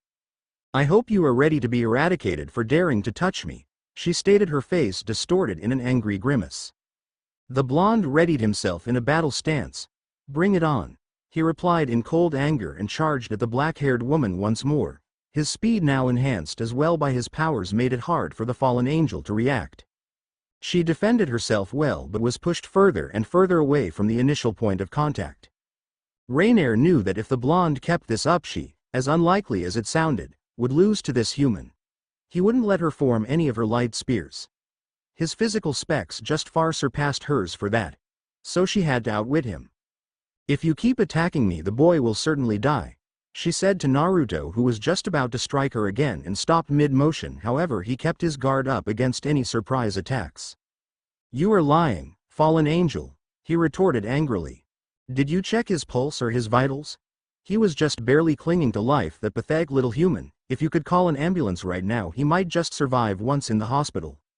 Rainier stated, and she wasn't fully lying. The boy had still been clinging to life, and perhaps he could be saved if was in a hospital the instant he had been wounded by her. The boy had likely bled out by now or just given up on life, but this other human didn't need to know that. Naruto gritted his teeth. He knew that he had not checked Issei's vitals, so he might have been still barely alive. He just had been so enraged over his failure that he had ignored the possible rescue of Issei. All right, fallen angel. I'll let you go for now. Naruto spoke, his voice icy as the river Cocytus, which sends shivers down Reinare's spine. A human making me feel fear? That should be impossible. Reinair cried out in her mind, but this human seemed to be far from normal. Perhaps he too possesses a sacred gear? But make no mistake. If he dies, and should I lay my eyes a second time upon you, I will make you wish that you could beg the god you forsake for forgiveness so that he can protect you from me. Cold sweat formed on Reinare's body. We'll see about that, human, she responded and flew away. The blonde then quickly pulled forth his cell phone and called for an ambulance. Exhausted, he dropped on one knee as some blood poured out of his nose. He wiped the place under his nose with 2 fingers and looked at the blood on his index and middle finger. It seems that kind of augmentation takes quite a lot out of me right now. He could now feel the slight drumming of a headache forming in his head, but he pulled himself up to get to Issei. He made his way back to the Fountain Plaza, darkness having settled over the city now. However, as he stood there, the blood was gone just like Issei's body. What is going on here? The blonde wanted to know. I'm sure that Issei's bleeding body lay there. That was no illusion, was it? So where has it gone? It was quite the mystery to the blonde superhuman, and once the ambulance had arrived, he embarrassedly had to explain to them that there was no one wounded and that he had just played a prank on them, for which he got heavily reprimanded by the doctors. They told him that if he pulled another stunt like this, they would call the cops on him for that. Now Naruto had the mystery of a disappearing corpse to solve, on top of confirming his suspicions about the occult research club. At least I have my ticket to joining the club now, Naruto muttered as he picked up one of the feathers Reinair had lost while he fought her and pocketed it. After all, Rias never said what kind of angel the feather had to be from. Naruto's apartment, Japan, local time, 10:26 p.m. The blonde-haired superhuman, Naruto, was laying on his bed, resting from today's ordeals. Naruto stared at the black feather between his fingers, turning it, feeling the soft thrum of residual power, a reminder of his first failure. But I still don't understand how the body could disappear like that. Someone had to have taken the body, but for what purpose? The blonde asked himself when he noticed the vibrations of his cell phone on the nightstand next to his bed. He picked his cell phone up and looked at the screen. The called ID showed it to be Victor. He pressed the accept button. "What's up, Victor?"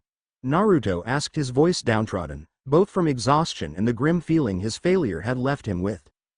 "Well, I actually just wanted to ask if you had made any progress so far with your investigation, but you sound really down. Did anything happen?" "Yeah, you could say that," the blonde responded in a grim voice. "So what is it? Girl trouble?" Naruto groaned in annoyance, not in the mood for any such shenanigans.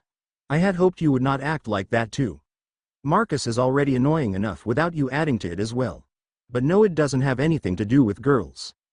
"I'm sorry, Naruto. I didn't mean it like that. I guess even with all that superhuman thing, we want you to be just like a normal human, to not feel any different. So what happened then that you sound like this?"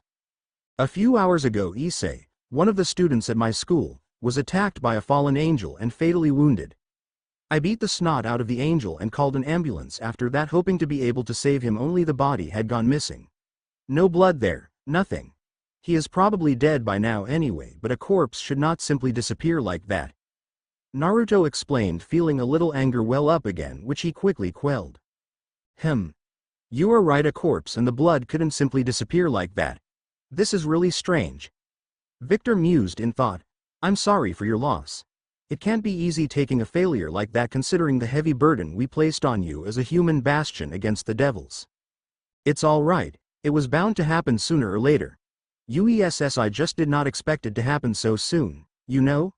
But you stole some texts from the church about the supernatural, right? Anything that has to do with needing a corpse or anything like that?" "I'm afraid not. The most we could get from our informant before he got caught were really the basics of the basics. A rudimentary rundown of the 3 factions, how they came to be, the general hierarchy among them, bits about the Great War, and snippets of sacred gears appearing throughout history, in particular those that were possessed by a saint."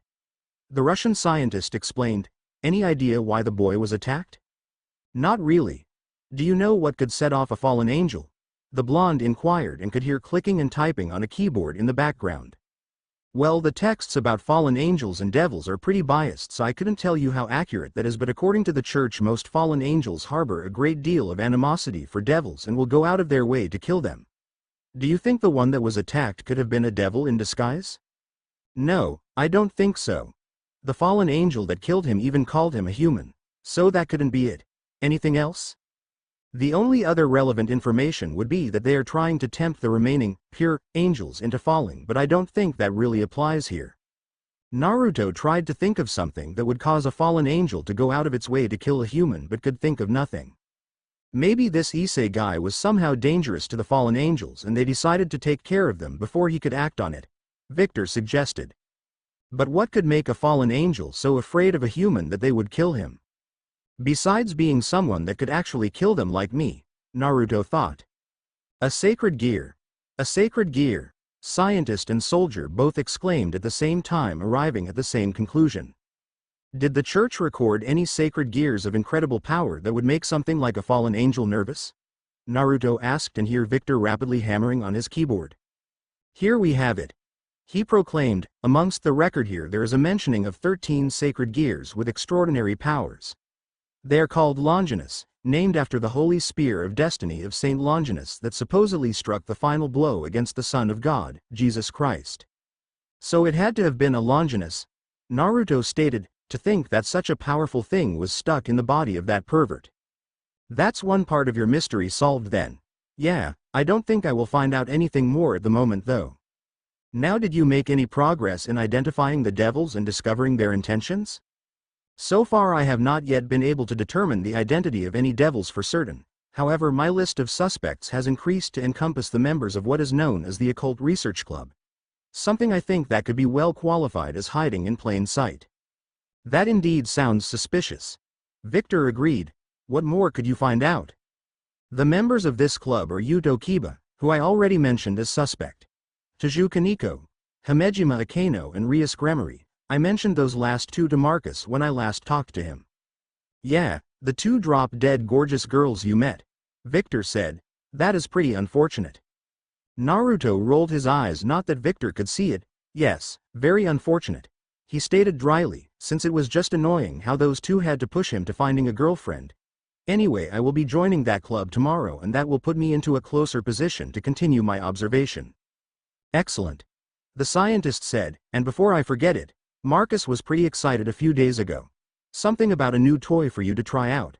I think it's going to be delivered to you tomorrow and Marcus will call you about it as well. That's good to know. Thanks for the notice. The blonde answered. Well, if that was everything, I will end the call now and go to sleep. I have a major headache. Sure, no thing, Naruto. Sleep well. Victor wished him a good night and Naruto hung up, throwing the cell phone back on his nightstand before falling into a deep sleep. The next day Naruto was woken by the bright light streaming into his room and birds singing on the other side of his bedroom window. Groggily Naruto pulled himself up. How late is it? He asked himself, noting that he hadn't been woken by the infernal noise of his alarm clock. He checked the clock on his cell phone display, which told him that he had woken up half an hour after when he usually was woken. Fuck. Naruto muttered. He really had to stop the habit of breaking his alarm clock each morning.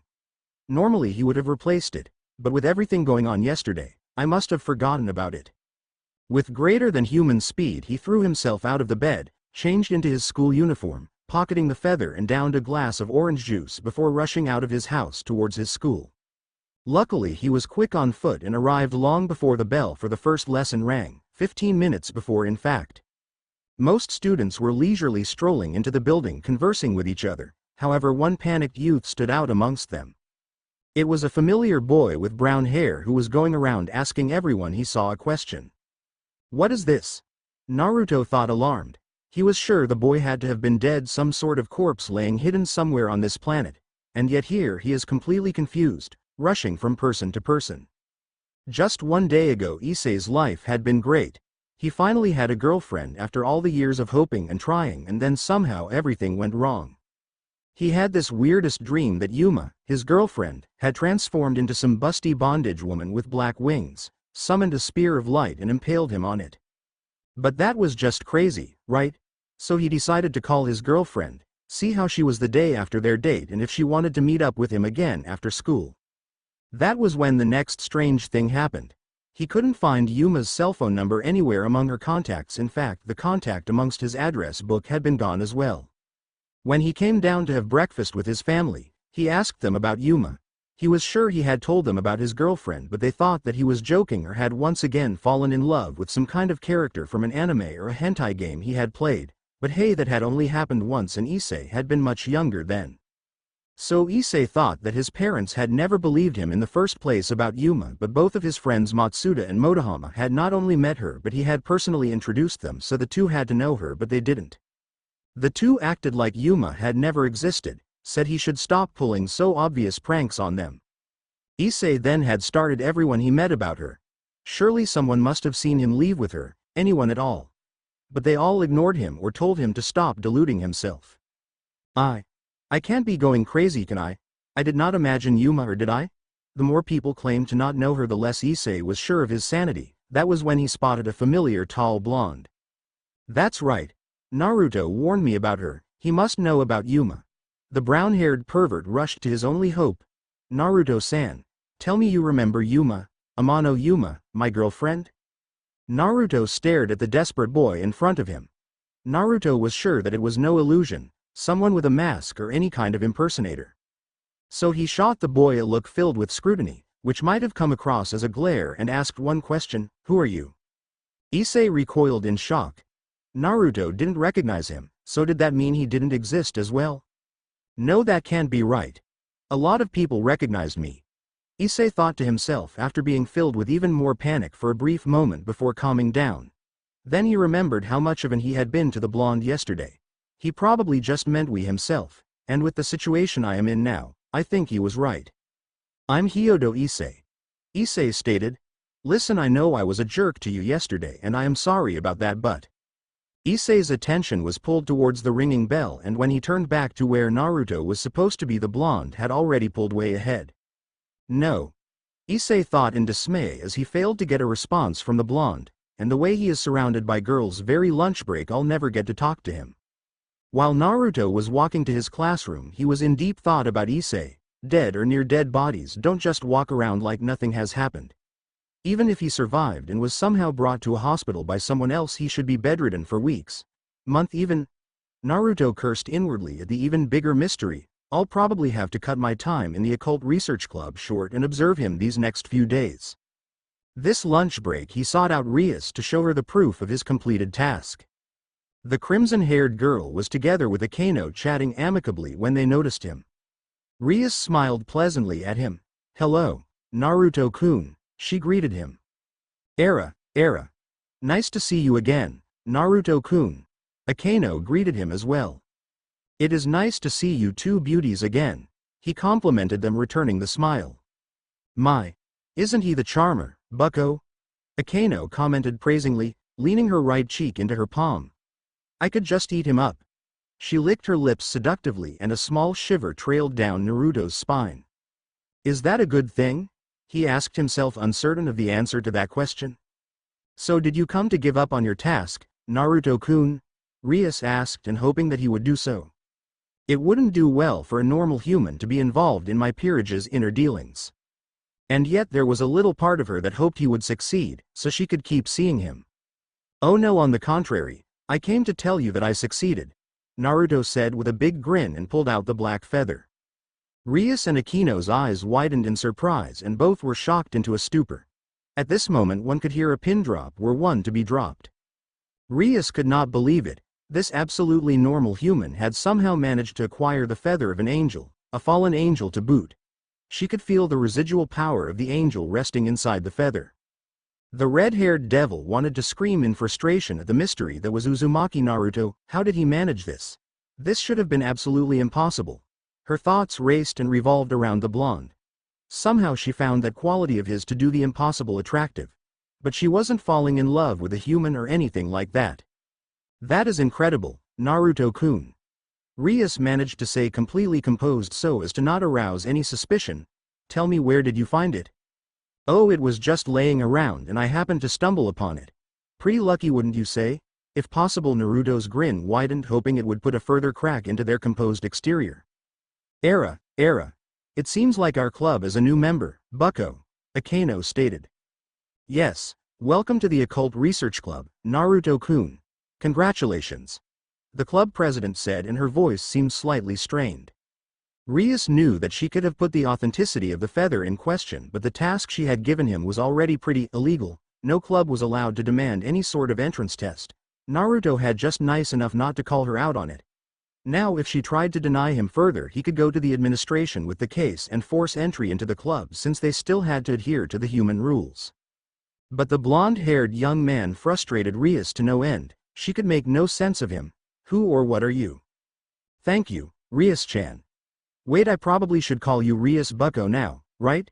He asked for confirmation, and the red-headed woman nodded absent-mindedly. Oh, just so you know, I don't have much time these next few days, so I am not going to be able to spend much time in the club until I am done. That's all right, Naruto-kun. The club is pretty flexible in its attendance times anyway, so don't worry about that. Akeno told him, and for some reason Rias felt a pang of sadness that he would not be in the club as often.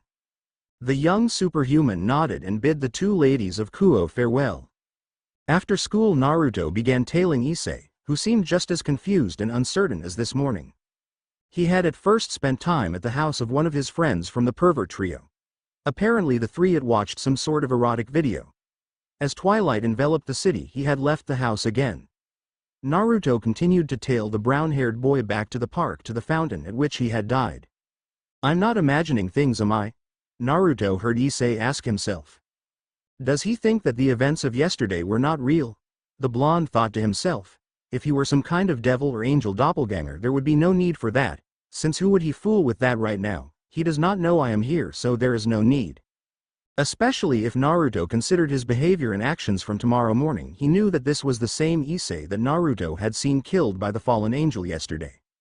Suddenly soft steps echoed with each step from behind Issei as a man in a black coat and fedora approached the boy. All alone, boy? The man asked with a sense of intrigue, and caused Issei to turn around, replying with a confused, huh? Tell me, who is your master? The man demanded of Issei. I don't know what you are talking about, I have no master. Issei shouted back at the man in confusion. No master, no comrades, and no magician's mark. So I must assume you are a stray then.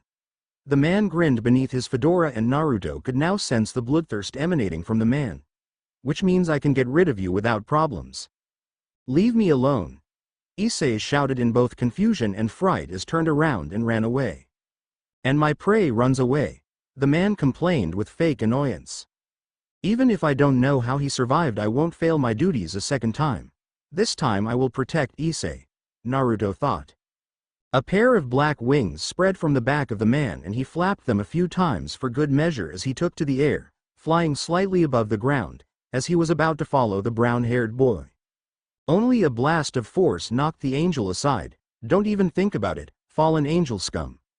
Naruto warned the man while complaining inwardly, again I'll have to do without a weapon.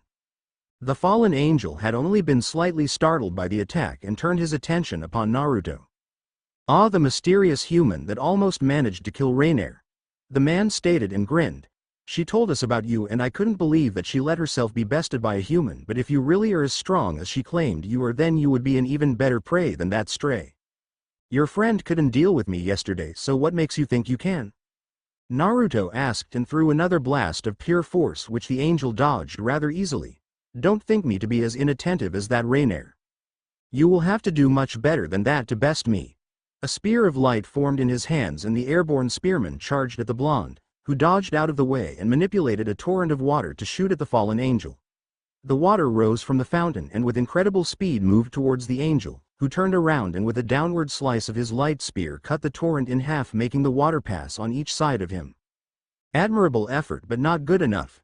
The fallen angel spoke and seemed rather disappointed. It seems Rainier exaggerated when she told us of your power. Naruto remained silent and concentrated his power on the water once more, pulling even more from the fountain until it was empty. The water swirled around the fallen angel in a whirlpool-like fashion until it resembled a small tower. Naruto then used his powers to drain the thermal energy from water, which instantly froze in the air as a large towards both ends of the ice funnel. He used his powers to fuel the flames more as the torrent of flames behind the ice caused it to melt into water again, followed by steam. As the steam dissipated, Naruto stared at the aftermath of his attack. The fallen angel was still hovering in the air. However, his clothes had been nearly fully burned away, including his flesh, which was marred by severe burns. The fallen angel grunted in pain. "You are indeed strong human." The angel praised him. "Your efforts are admirable. But in the end they were futile. You are probably exhausted from that attack, right?" The angel asked, and Naruto knew that it was true. While the use of his power was not quite as taxing on his body as yesterday's use had been, using it in so many different manners compared to his single form of manipulation he had used during his training, did drain him pretty fast. "As long as I don't have a working weapon against the angels and I am so quickly exhausted from using my powers, I am at a real disadvantage. Let it be known that your death was brought at the hands of the fallen angel Donaseek." The fallen angel readied his spear but stopped mid-attack as he sensed something. The fallen angel seemed annoyed. "It seems our fight has to be cut short. Consider this a stroke of luck. The next time we meet I will finish you off," the angel warned and flew away. Naruto could now hear 2 pair of feet walking towards his position, which meant he had to get out of here. He used the rest of his mental reserves, fortunate that it didn't take much to do what he planned to, and stepped into the shadows of the trees. He sunk into the shadow, and at the outskirts of the park he stepped out of the shadow of another tree. The blonde held his hand in front of his mouth as he felt sick. He had only tested this shadow movement once before, and while it allowed him to travel from one shadow to another as long as they were connected, he still felt disoriented once he stepped out of the shadows. Back at the scene of the fight, Rias and Kaneko had just arrived where they had sensed the fight to be. Originally Rias had sensed her newest acquisition, Issei, to be in danger, and so had, together with Kaneko, teleported to his position to protect him. Only to find him completely safe. After promising the startled and absolutely confused boy an explanation tomorrow, she wanted to know what made the fallen angel stop chasing Issei. As normally a fallen angel only stopped chasing a presumed stray devil if said devil was dead, which Issei clearly was not. After her pawn had pointed her into the direction from which he came, she and Kaneko arrived there as fast as they could, only to find nothing. However, Rias noticed that the water out of the fountain was missing and that the air was unusual humid and hot. In fact, the air had a tropic feel to it. Fire and water magic? Rias muttered to herself, as Kaneko stayed on the lookout for anything. Rias didn't know anything that favored these 2 types of magic, so who could have fought against the fallen angel and kept her pawn safe? Mystery after mystery kept piling up for Rias, first Naruto and now this. The next day Naruto wasn't woken up by the sound of his alarm clock, which he finally managed to replace, but by the sound of his doorbell ringing. Naruto heaved himself out of his bed and managed to get to his door. He opened the door to his apartment, and outside of it stood a delivery man with a long packet in his hands. "Delivery for Uzumaki Naruto," he said, and pushed a clipboard with a sheet of paper and a pen towards Naruto. The blonde signed the delivery and received the packet. "Have a good day," the delivery man said, and got back into his truck, driving to the next building he had to make a delivery at. He placed the packet down on the floor and opened it. Inside of it was a sniper rifle, most likely light gun type. Attached to it was a card. High penetration, thermal scope, light rifle prototype. He weighed the rifle in his hands, and like the previous light gun he had, it was much lighter than an actual sniper rifle would have been. During lunch break, Naruto got the call from Marcus, just like Victor said he would. He left the classroom to have some peace while he talked to Marcus on the phone. Without the call taking his attention, Naruto would have noticed that Kiba had left the classroom, which he rarely did during lunch break. "What's up, Marcus?" the blonde asked his favorite engineer. "Hey, Naruto. Did you get the packet?" Marcus inquired. "Yeah, I got it. So what is so different about it from the light gun?" Naruto spoke quieter so that nobody would overhear them. "I was just about to explain that," Logo's engineer stated. "You do know how the light bullets have a pretty little penetration power, because the array runs on battery power instead of magic power, and that causes a lack of regulation in how much power actually is supposed to be used." "Yes, I remember that much. The light gun's bullets went pretty fine through flesh, after which it dissipated when fired at something through an object. Even if it was just a very thin stone wall, the leftover destructive power went close to 0. Well, I haven't wholly managed to fix that, but when you test this we will see how well I did. See, after the algorithm of the IT guys deciphered enough for me to add my own lines, I managed to have the array drain a full battery for a shot. In theory that should overcharge the bullet so much that it could punch through quite a few walls without losing any bit of its destructiveness. That's why I choose to go with a sniper rifle model, so that in case you miss or it doesn't work as intended there is enough distance between you and whatever you were trying to kill that you can come up with an alternative plan. That's good to know. Next chance I get I'll try this out. Was this the project you asked me about my powers for? No, not at all.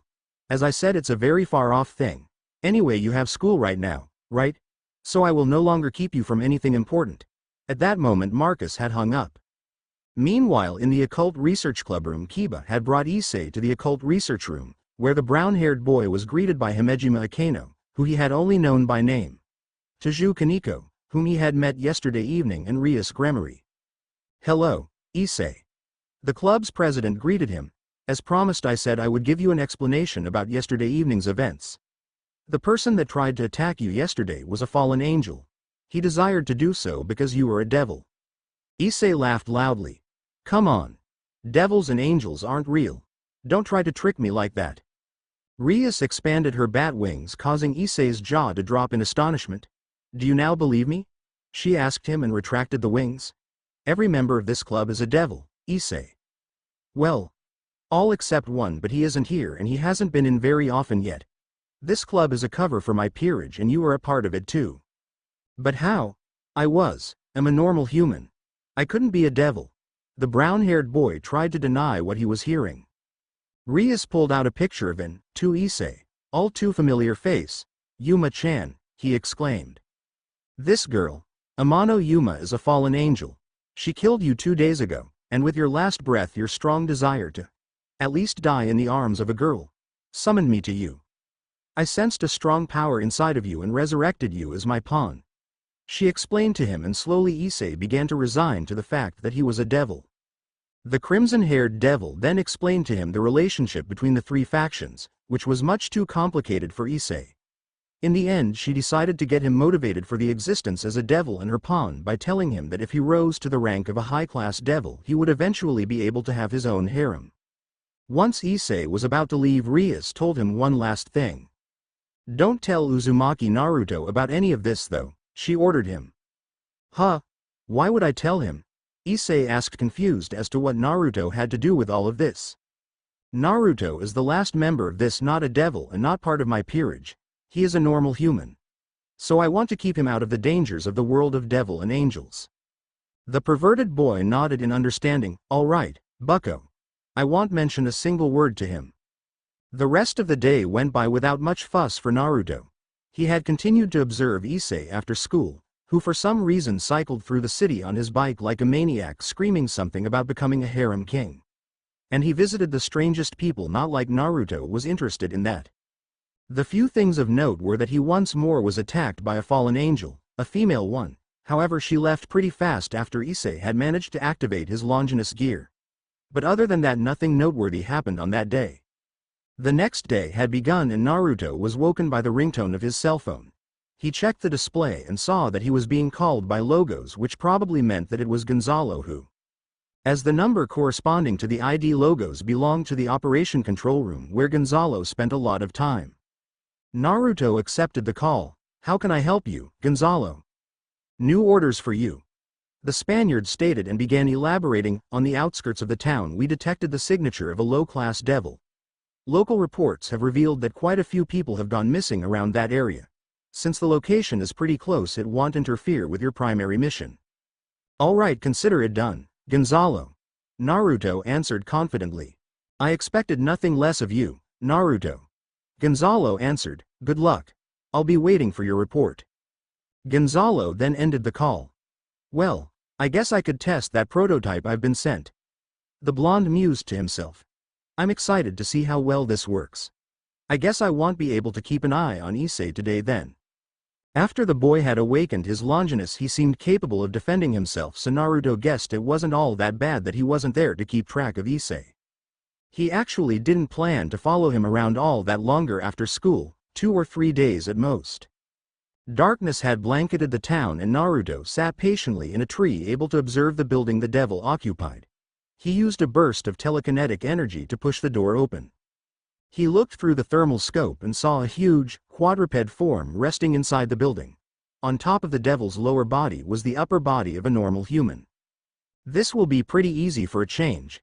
The large devil only now realized that the door had opened and Naruto took aim at the thing's head. He pulled the trigger of his rifle and for the first 5 seconds nothing happened, and then a large streak of white burst from the nozzle of the weapon and punched straight through the devil's head and brain, before punching through a few walls behind the devil's body. An instant kill. There was no cry of pain, the body simply fell to the side, sending a weak shockwave through the ground. One shot, one kill. Naruto muttered in confirmation and pulled out his cell phone and called Gonzalo. Hey, Gonzalo? The stray has been eliminated, and tell Marcus that the test run of his weapon was a success. The blonde then slung the rifle on his back and hung up, making his way back to his apartment. If he had stayed a bit longer he would have noticed 5 people appearing just outside the building in a large red circle with various magic symbols. There are devils that betray their masters, which often involves killing them. Kiba explained to his new comrade. Their powers run rampant and they do as they please. This devil has been luring humans here to devour them. Issei gulped audible. Devour? The new devil asked. All right, Issei. Rias called for the pawn's attention. When we engage the devil, I want you to pay good attention. This will teach you things you need to know about devil combat. The group of 5 entered the building and were surprised that the stray didn't reveal itself, thinking a human had entered its domain. Era. I think I have found our target, bucko. Akano commented grimly. It seems someone was faster in taking care of it. She gestured to the devil's corpse. The hole in its head leaking fresh blood on the ground. It's pretty fresh too. Kiba analyzed, maybe 10 minutes or so at most. What does this mean? Issei asked. Rias took a look at the wound on the devil's head. The wound was definitely caused by light. But it's far too small and clean to be something inflicted by an angel or fallen angel. What about an exorcist, bucko? Akano suggested. This would be possible with an exorcist gun, wouldn't it? It probably would. Rias agreed at first, but look at the way of the hole. It's a straight line. With how big this devil was, an exorcist would have shot from her chin up through the roof of her head at best. To achieve this kind wound the marksman would have to have shot from an elevated position, like outside in the trees. And exorcist guns don't have that kind of range. Exorcist guns tended to be used at a maximum range of 5 to 10 meters, so as to not be too draining on the exorcist. The crimson-haired beauty then noticed the hole in the wall behind the devil. And they especially don't have enough power to penetrate the devil and this stone wall. What are we dealing with here? The blonde-haired Bishonen asked. I don't know, Kiba. Rias admitted and bit down on her thumb. First that fire-water combination used in the fight against the fallen angel yesterday, and now this. If I had found the same Mo as yesterday I would have said it was one and the same person. Rias thought, but now I will have to assume that there are multiple people who can deal with low-class devils and fallen angels. So not only were there unknown people messing around in here area, but to make matters worse she had to give Issei an explanation on the evil peace system. He had not understood the first explanation she had given him, so she thought it wise to elaborate what she was explaining by having it shown to him firsthand. The fact that she got rid of a stray devil on her territory was an added bonus. Alright, let's get back to the club room. Rias ordered and gathered her 4 comrades around her and teleported them back to the club room. However, the mystery would resolve itself for Rias the next evening. On the next evening Naruto decided to keep watch on Issei for the last time. The blonde followed the Longinus user to a rather neat-looking house. He's visiting rather strange people these last few days. Naruto thought and shrugged. Well, that's no concern of mine. However, this time he had a strange feeling. Something wasn't right in that house. The superhuman's gaze remained fixed on the building as Issei walked inside by himself. Nobody would just leave their door open like that. Naruto moved closer to the house and now he could smell something metallic in the air. Now I definitely know that something is wrong. Naruto rushed into the house. It could be a fallen angel once again. He heard 2 sharp cries of pain that belonged to Issei, and he saw a young white-haired boy, light sword raised in his right hand to decapitate Issei. In the left was an exorcist gun. The boy was dressed in clerical clothing and a small silver cross hung from his neck. Just as the exorcist was about to behead Issei, Naruto kicked him in the back, sending him careening into a nearby shelf. Naruto-san! Issei exclaimed in surprise. What are you doing here? I could be asking you the same. Naruto replied and pulled the boy to his feet, noting the injuries on his body. A shot through his knee and a slash across his back. We have time enough to discuss that later, you should be getting out of here. Now, Naruto ordered Issei. I can't leave you alone against him. Issei argued, leaving because you will die out at the end. Kaya. A new voice shrieked, and Naruto now noticed that a young blonde-haired nun had entered the room and was shocked at the scene before her. Asia. Issei called out as he apparently recognized the girl. What is this? She stuttered out, full of fear. Stop, beginner, and start healing me, you stupid nun. The white-haired boy complained as he had pulled himself up from the floor. The blonde girl was intimidated enough by the exorcist that she complied with his order, and a green light enveloped her hands and the bruises his involuntary trip into the furniture had caused. A sacred gear. Naruto realized, if his wounds keep getting healed, this could get pretty ugly, especially if I have to take care of Issei as well. Once the boy's wounds had been healed, he looked at Naruto with an insane glint in his eyes. And what are you? A little devil lover? Or maybe even a devil yourself? The exorcist asked him in a very creepy voice before grinning at him. Say nothing. I will kill you anyway, isn't that great? Shut up, you maniac. Naruto retorted coldly, and a burst of psionic energy shoved the exorcist into a nearby wall. What right do you have to kill an innocent human and attack another one? I have to be careful with using my energy. If he has any more reinforcements lurking around, I can't exhaust all my energy on him. What right I have? The one I killed was a shitty devil lover, and the one you are helping right now is a devil. I'm just fulfilling my duties as a priest. Issei a devil? Naruto asked himself. It can't be. I was pretty sure that he is a human. Now be ready to die. He pointed his sword at me and his gun at Issei as the blonde-haired girl suddenly jumped in between them. Stop this, father. She begged him with teary eyes. I beg you, please forgive him. He may be a devil, but Issei is a really nice person. Oi, are you for real? The exorcist deadpanned, and Naruto cursed inwardly. He had wanted to incapacitate the exorcist, but she had moved right into his line of fire. Do you even realize what you are doing? He asked, full of anger. The guy was clearly insane, and even if he wasn't a supernatural being, he was part of that world, so he couldn't let him hurt the sister or Issei. Naruto could still decide if Issei really was a devil later on.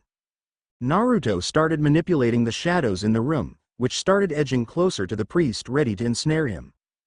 Don't even think about it.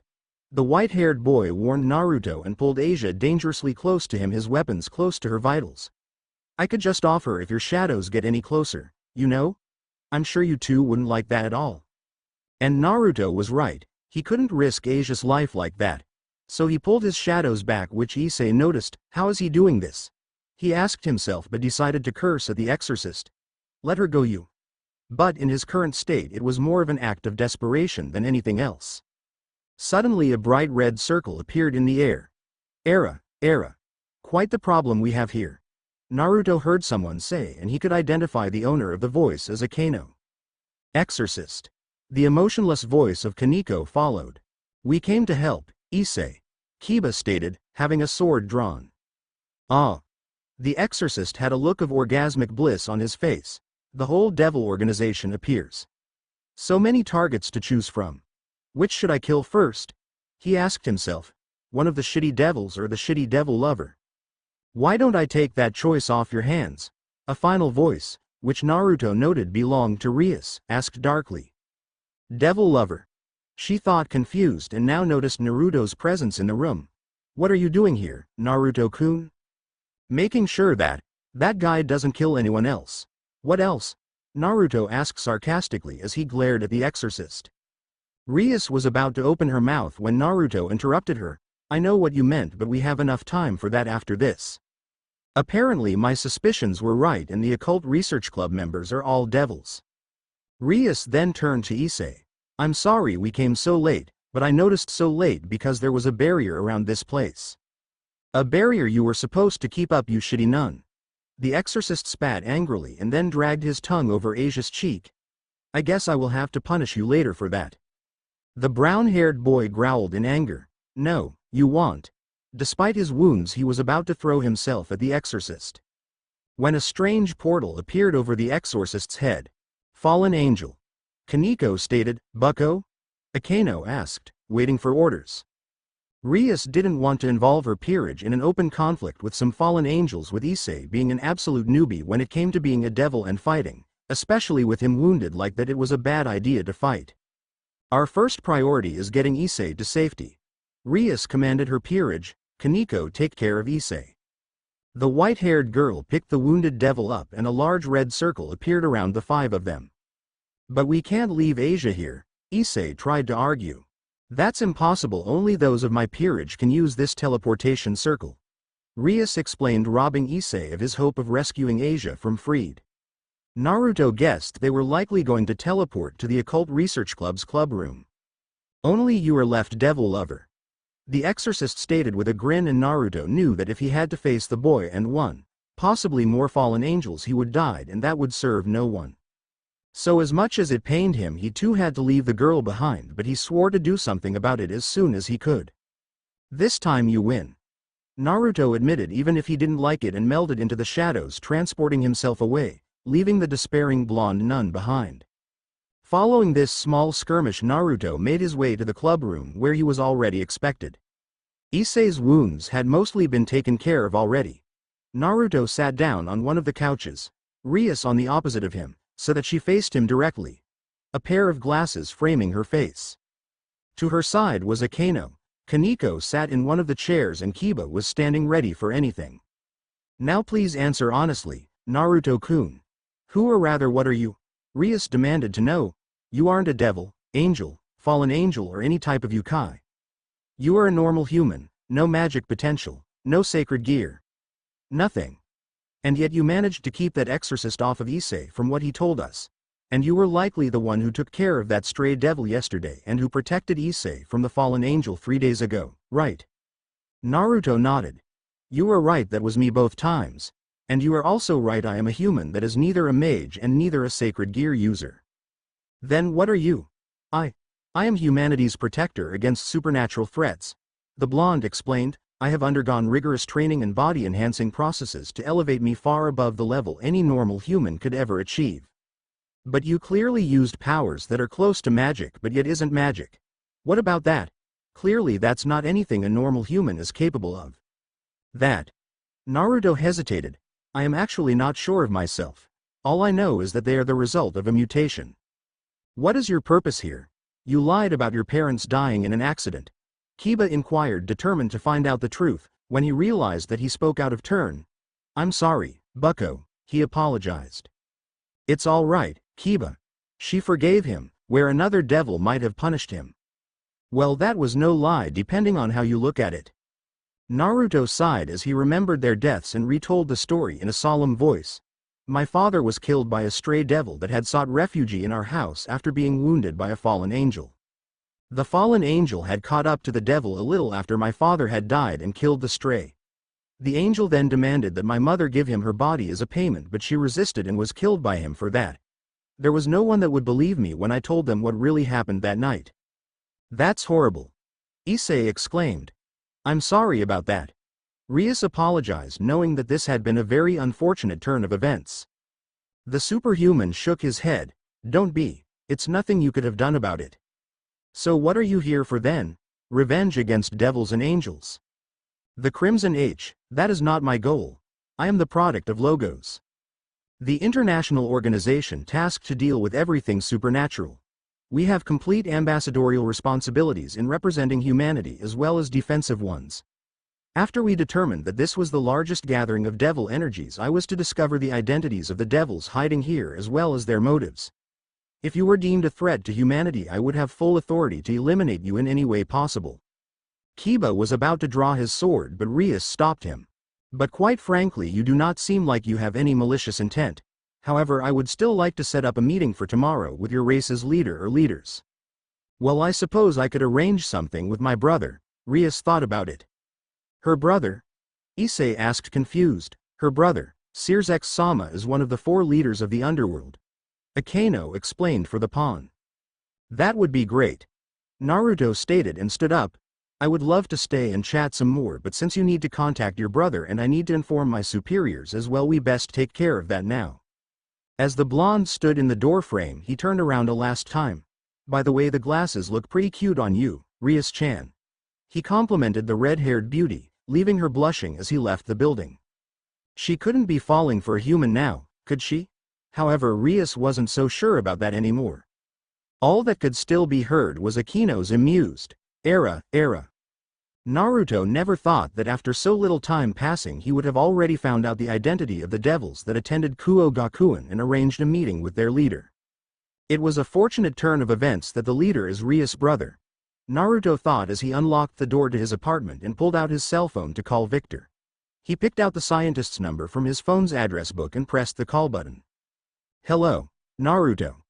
Nice timing you got there. I was just about to call you," the Russian replied in appreciation. "What did you want to call me about?" Naruto asked before reminding himself why he called in the first place. "Never mind that right now. I have some big news, so it would be great if you could inform the higher-ups after we are done talking." "That sounds serious. What did you find out?" Victor inquired. "I discovered the identity of the devils here at the school, or at least most of them. There could be more at Kuo Gakuen after all. The scan only revealed there to be a large amount, but not how many." "That's incredible," the biochemist exclaimed enthusiastically. Naruto grinned, although Victor couldn't see that, "And that's not all. I already arranged a meeting with their leaders as well." "Wow," was all the Russian said at first. "That's incredible. So how did that happen?" "Well, you know that Issei guy that was attacked by a fallen angel a few days ago and supposedly killed?" the blonde asked. "Yeah, you were pretty down about it," Victor said, remembering the conversation he had with Naruto that day. "Turns out the guy somehow survived and was turned into a devil," the blonde began but was interrupted by Victor. "Wait, turned into a devil? How did that happen?" said scientist, demanded to know as such a piece of information could be invaluable. "Oh," Naruto said and released an embarrassed laugh. "Come to think of it, I actually forgot to ask about that one with all that happened." The founder of Logos chuckled in amusement. "I guess even a superhuman like you can get sidetracked. That is comforting to know." Yeah, laugh at me will you?" the blonde responded in mock anger. "I'm sorry, please continue with your story," Victor fake begged him. "Alright, but just because I'm such a nice person."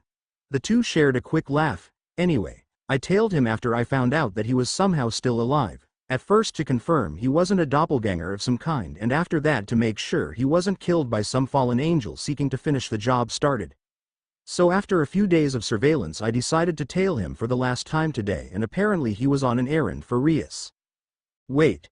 Rias Gremory, that red-haired girl you said was really beautiful and the president of the Occult Research Club?" "Yes, the very same.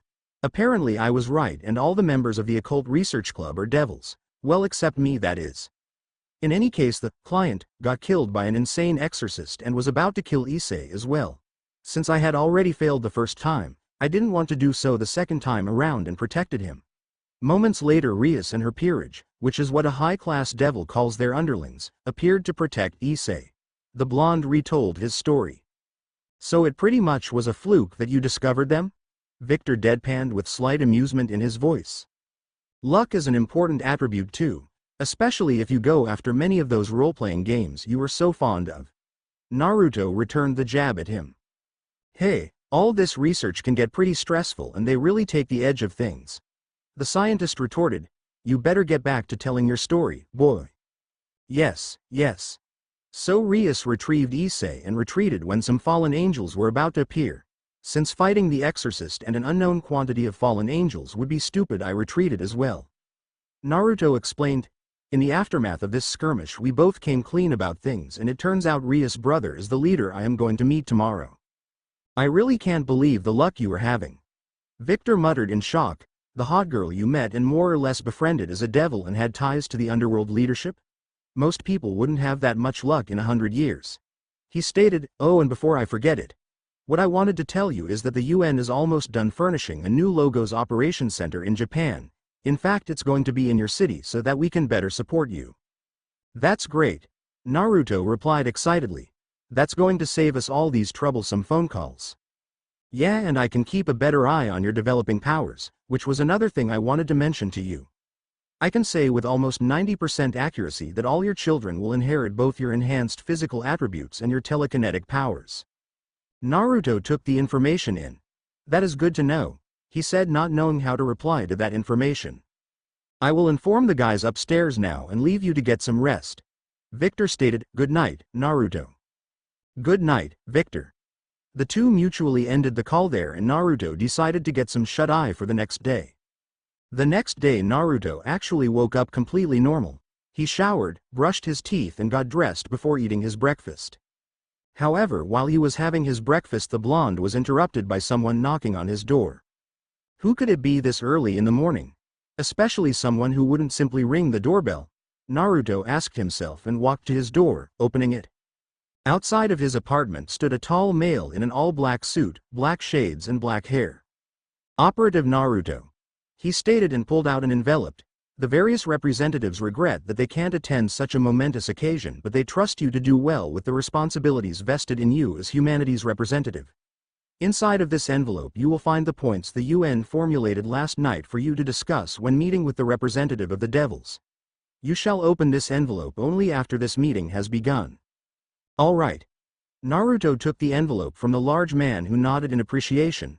Remember, this meeting never happened. After those words left the man's mouth, he left Naruto. Said man then entered his all-black car. Seriously, is there any more stereotypical agent behavior? The blonde thought to himself, a small trickle of sweat forming at the back of his head. Later this day Naruto entered the club room of the Occult Research Club, where Rias was already waiting for him. At her side stood a boyard to be in her early 20s. She had silver hair and matching eyes. Her hair, which flowed all the way down to her back, featured a long braid on each side with small blue bows at the ends, while the rest was let down, ending in twin braids. She was wearing a blue and white French-made outfit with long sleeves and a white-made headband over her head, while on her lips was red lipstick. Hello, Naruto-kun. Rias greeted him with a smile on her lips. Hey, Rias-chan. He returned her greeting in kind. Who is the woman beside you?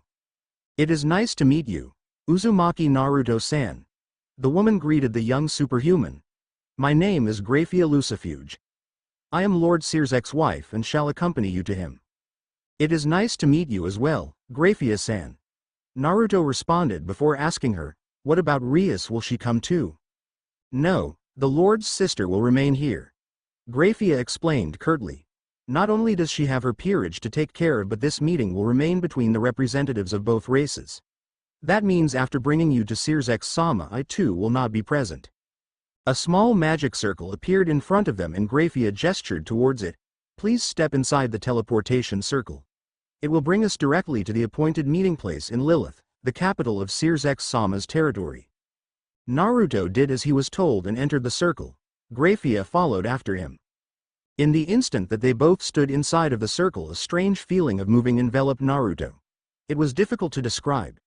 He felt light as a feather, feeling as if he floated higher and higher, only to suddenly be pulled down again on the ground. The two devils now stood in a small room with two chairs and a table in between them.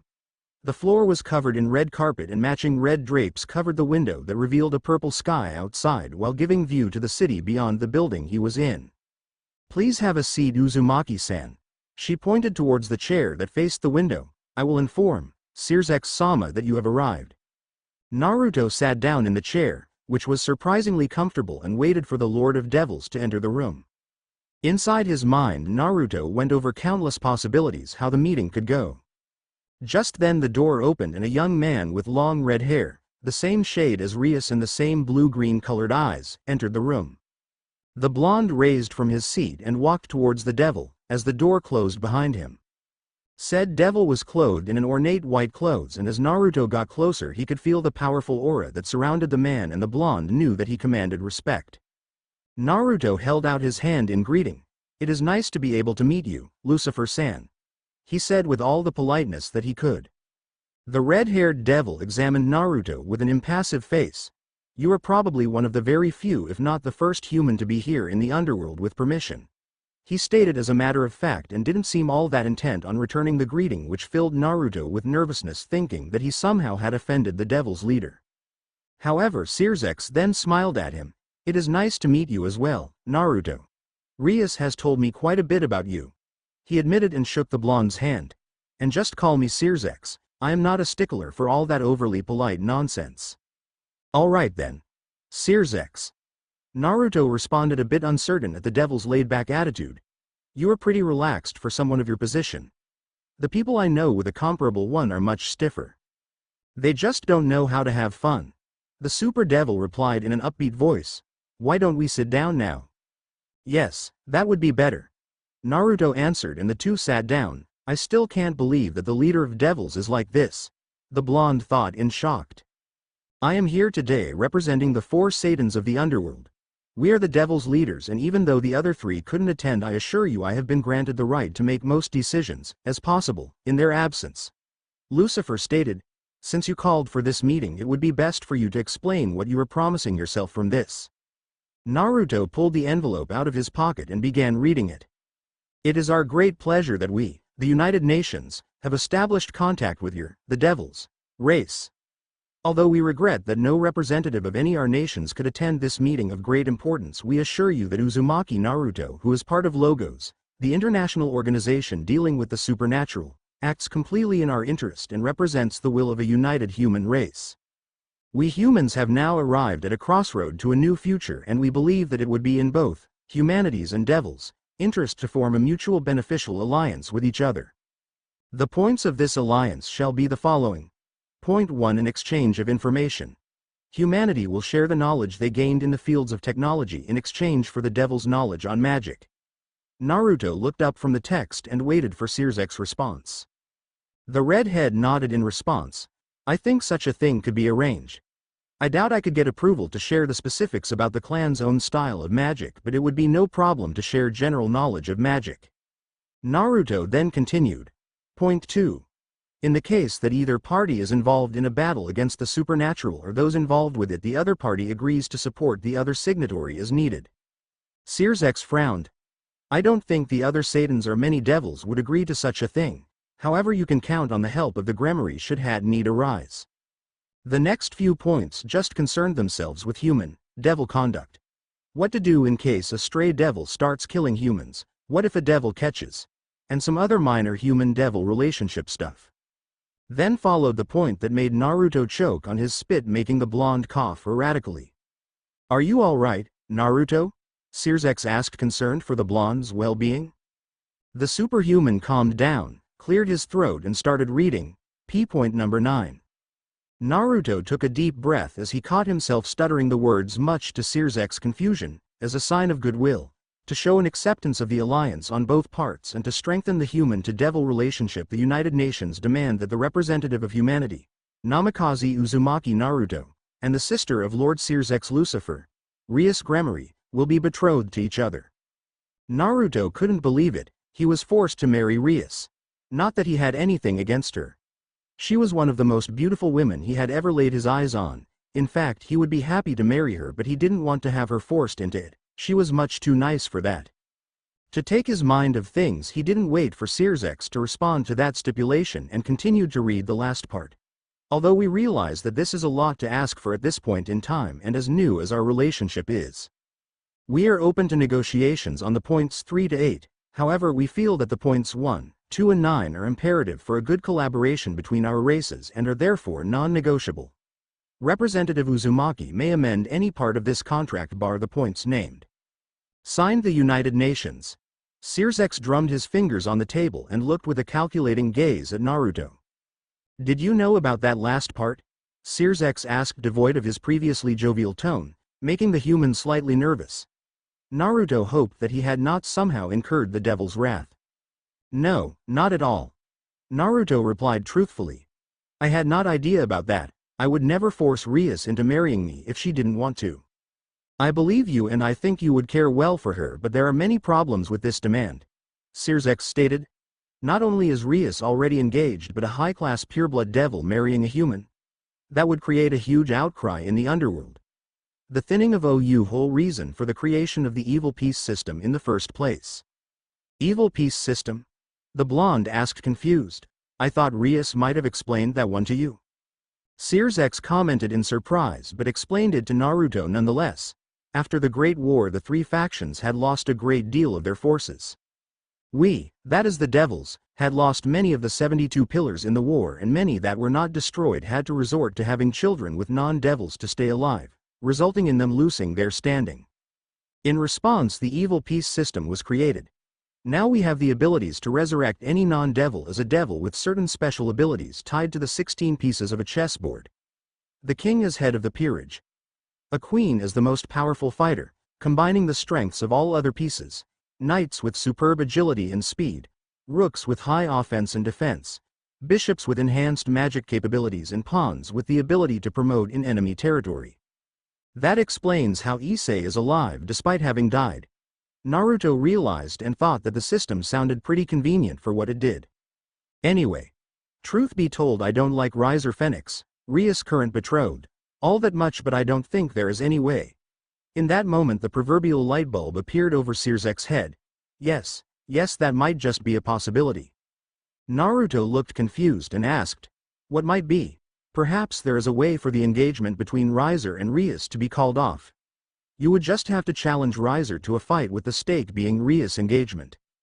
To Naruto it sounded awfully archaic, but it seems such was the way of the underworld. But would he even accept such a duel? He probably will. He is arrogant enough to think most people to be beneath him, but is just as prideful to not let an insult slide, and if he gets challenged by a human, he doesn't want to lose face by refusing the challenge of someone that, in his mind, he should quash like a bug. Sirzek explained and nodded in approval of the plan. Yes, I am very certain that it will work like that. He then stared at Naruto and said, the only thing I ask for my help in this, that you will take good care of my precious Rias Tan for this. Is this guy really a leader of the devils? Naruto thought, still uncertain that such a flippant person could really hold so much power. I swear by my life that I will take care of Rias to the best of my ability. In the end, after making some adjustments to the contract, both placed their signatures under the contract and Naruto put it back into his pocket. Great. The red-haired Satan was clearly satisfied by the way this meeting had went. I will now inform Rias of your challenge, and tell you his answer as soon as possible. Graphia will accompany you back to the human world. The silver-haired wife of the Satan entered the room and created the teleportation circle back to the occult research club room. Back in the human world, the members of said club were already waiting for his return. How did it go? What did you talk about? Rias inquired, full of curiosity, since she had made this meeting possible in the first place and had not been allowed to attend. Well, you know, just the standard stuff. Naruto replied, exchange of information, support in times of need, and his voice lowered to barely above a whisper, an engagement between me and you. Rias blinked in surprise, tilting her head in confusion. I don't think I heard you correctly. I swear you said we were to be engaged. We arranged an alliance between the world of humans and the underworld, and as a token of good faith we are to be engaged. The blonde said once again, but this time out loud. But I'm already engaged. Rias muttered, shocked by this development. I know your brother explained as much to me. I will therefore challenge Rias Phoenix over the engagement to a duel. Naruto elaborated. Are you stupid? Rias is a high-class devil. Even I wouldn't be so foolish as to challenge the immortal Phoenix to a fight without proper preparation, and I am a high-class devil as well. Rias scolded Naruto, but more out of concern than anger. And you are just a really strong human. Rias will kill you. And all that just for a stupid alliance. Rias couldn't believe it. She had thought better of Naruto. To put his life on the line for something trivial like this. I know that it will be nigh impossible as I am now to beat him, but I'll manage somehow. He replied with a grim smile. I just wanted to tell you that even if I win, you don't necessarily have to marry me. Sirzek told me that you were very unhappy about being forced to marry Rias, so I doubt you will be any more happy about being forced to marry me. Rias shook her head. Here was perhaps one of the few men that considered her feelings. My problem with the engagement is that I want to marry someone that I can love. She walked closer to Naruto, and she didn't think she could fool herself any longer. And I think I could come to love you, Naruto-kun. She leaned close and gave him a short kiss on his cheek. Said blonde was blushing as he stood there unmoving in shock. Era. Akano commented with a laugh. How unfair of you, bucko. Snagging Naruto-kun all for yourself. Kiba laughed in amusement as well, and Kaneko kept silent while eating some sweets, undisturbed by the scene. Issei, who had in the meantime stormed into the clubroom, screamed in outrage. Why is Bucko kissing Naruto-san? Inwardly, however, he cursed the blonde. That lucky bastard. Issei then remembered why he had come here that fast. Bucko. He cried out. I need your help. Rainier has taken Asia and we need to rescue her. Rias turned around and looked at her pawn and walked towards him. How many times must I tell you? No means no, Issei. She slapped Issei. Forget the girl. You are a devil of the Gremory clan now. You can't go around fraternizing with servants of the church. Then release me from your clan. Issei demanded in anger at being refused help. I will just make it on my own. You know there's no way you can. Rias replied calmly, and Akeno walked behind her whispering something into her ear. An errand just came up. Akeno and I will be out for a while. King and Queen then teleported away. Are you going then despite Bucko's orders? Kiba asked the sacred gear wielder. Yeah, just try to stop me. Issei replied to deter the knight. You are going to get killed. The swordsman stated calmly. I know, but even if it is going to cost me my life I will rescue Asia. The newest member of Rias peerage answered determined. A good answer. Naruto said, finally recovering from his stupor, and placed his hand on the boy's shoulder. I planned on going myself, but the more we are the higher our chance of succeeding is. You are being too reckless. Even with you too, Kiba reminded them. Shut up, pretty boy. Issei shouted at the blonde, not turning around. The ones present heard Kiba calling forth his sword. That is why I am coming with you. Me too. Kaneko stated, having stood up from the couch she had sat on. Well, time for the Fantastic Four to roll out then. Naruto stated and pumped his fist into the air. Don't call us that, Issei complained. If you are going to call us by some kind of name, take a good one like Z Warriors. Now don't sweat the small stuff. Naruto blew the sacred gear user off. The four had made the way to the town's church, the base of operation for the fallen angels. Let's go. Issei roared and charged towards the entrance of the church, but Naruto had already grabbed the boy by the scruff of his neck and pulled him back. Hey, let me go, we have no time to waste. That's why he shouldn't be a team leader. Naruto muttered under his breath and shook his head. You know they are likely expecting you, right? So they could have some sort of trap prepared behind that door. So let me take of that first, okay? After that you can charge merrily through the front entrance when it is clear, alright? Alright. Issei answered reluctantly, and Kiba couldn't hide his amusement at light. This will likely take a bit out of me, but whatever it takes, I guess. The blonde thought and concentrated on a tree to their side, and slowly it rose out of the ground, uprooting before Naruto chucked the large object at the entrance to the church. The tree tore the wooden doors down, and one could hear a loud cry. Are you for real? Throwing trees? Issei and Kiba sweat dropped as Naruto nodded in satisfaction. All clear now, he said, and turned to Kiba. Hey, got another sword? He seriously needed a weapon since he just had limited himself by using his powers. The blonde nodded and, using his sacred gear, created another holy eraser, a two-handed sword with a golden handle and a pitch-black blade. This blade will absorb holy energy, Kiba informed his comrade. Naruto took the sword in one hand and gave it a few practice swings. Thanks, Kiba. No problem. Now while you take the front entrance, I will see if I can get in from the back. Meanwhile, Rias and Akeno were about to confront Middled, Calawarner and Donaseek. However, Donaseek sensed a familiar presence and grinned bloodthirsty. My prey has returned.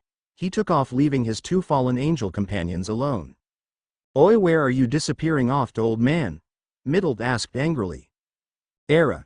It seems your friend ran with his tail between his legs. Akeno taunted the two remaining fallen angels. TCH, don't worry. Even with just me and Calawarner we can beat you. The blonde fallen angel replied confidently, and suddenly a barrier sprung up. So that's what you planned, to keep us inside of this barrier, but this means you were trapped inside of here too. Middled called a light spear forth and threw it at her two opponents, with Calawarner following suit. On the other side of the church, Naruto looked around. Now, where is this entrance? He mused to himself and jumped back on reflex as a spear of light impaled into the ground in front of him, before dissipating. I'm glad that didn't kill you. A familiar voice said, full of anticipation. Make me enjoy this fight, my prey. You again. Naruto realized as he stared at the hat-wearing fallen angel. How are your burn wounds holding up? He asked with a grin. Having a sister that can heal any wound does come in handy when dealing with injuries, wouldn't you say? Donasek asked rhetorically. Enough of this chit-chat and let us fight to the death. He readied a spear in each of his hands and descended towards Naruto, thrusting the holy weapons towards the superhuman. Naruto readied himself, holding his sword in both hands, the tip pointing towards the ground, dodged to the left and swung the sword upwards at his charging enemy's midriff. Donasek reacted quickly and did a mid-air roll to the side and threw one of his spears at Naruto, who batted it aside. Donasek reformed a new light spear in his right hand. The fallen angel's arms blurred as he thrust the pointy weapons with high speed at Naruto.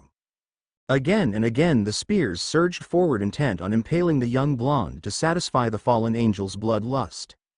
However, Naruto managed to parry every thrust with his weapon. If Kiba hadn't given me a weapon, I would probably be toast by now, he realized, but it was still pretty difficult to hit a flying target with a close-range weapon. Each time Naruto got in range to strike at his winged opponent, said person would dodge easily, having the high ground advantage.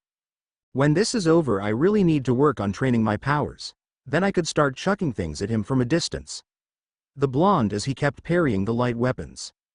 Since there was no prolonged contact between the weapons, it took a while, but now the superhuman had noticed that the holy eraser had eroded the substance of the light spears. Their color was faded and they were nearly see-through.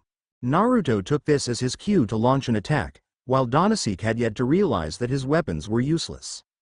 The blonde leapt high into the air, his sword raised over his head as he swung it down at the fallen angel. Donasek grinned in delight. The human made a risky move. If the attack connected, he was sure to be feeling the effects, but this time he would block the boy's attack for a change. If he simply dodged, the blonde could still recover in mid-air, but if he parried and totally threw him off balance, he could impale him as he landed on his back. As the black blade came down, he crossed his two weapons in front of him, and in that moment his grin faded as he noticed the faded color of his spears. An anti-holy demonic blade. Donasek realized, how could I miss this? At the very last second he dodged backwards, but the swing still connected, but instead of having his guts spilling from his body, the attack had left him with a deep cut from which his red blood was dripping slowly on the ground. Donasek grunted in pain. Well done, you got me. The black-haired fallen angel admitted and flew higher up. I would have preferred to finish you off in close combat for the ultimate satisfaction, but it seems I can't afford that now. The gash on his body left a tingling feeling behind, the effects of a holy being being cut by a demonic blade. If he stays up there, I can't get to him. The blonde cursed and saw the fallen angel ready two more spears, which he promptly threw at Naruto. The blonde blocked them both and instantly had to face the second pair flying at him. More and more weapons of light began flying through the air and at an increasingly faster pace. It became harder and harder to dodge and parry them as some of the impaled weapons took their time to dissipate back into their elemental state. This is getting annoying. The blonde thought. He can't touch me and I can't touch him. He dodged many more spears coming towards him. I need to do something about that. Suddenly in the distance a large red pillar of energy rose into the sky, Rias, which distracted Naruto. Naruto suddenly felt a sharp pain in his leg, and a large glowing spear had impaled itself straight through his leg, greatly impairing his movement. He blocked the second spear flying towards him, but Naruto doubted he would be able to keep from getting impaled much longer now. What's up, boy? Not throwing any fireballs at me today. Where is your fire and water magic? Donasek taunted him and took his sweet time forming a new pair of spears.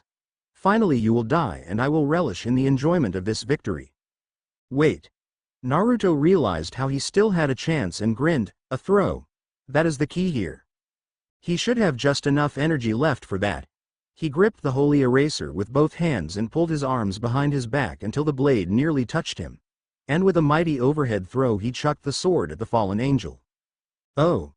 Donasek raised an eyebrow, intrigued by the blonde's plan, but dodged the sword rather easily. Maybe if I had been distracted you could have hit me with that. But your last effort of desperation shall remain futile. Donasek drew his right arm back ready to throw the first spear. Now, die. The fallen angel screamed and suddenly felt a sharp pain go through his upper body as he saw the black sword jutting out of him. The fallen angel's weapons disappeared as slowly the strength left him, his holy energies being sapped from him by the weapon. How? He asked in confusion, blood dripping out of his mouth and from the wound on his upper body. The fallen angel was sure he had dodged the thrown blade. There was no way it could have hit him. Because I didn't use fire and water magic.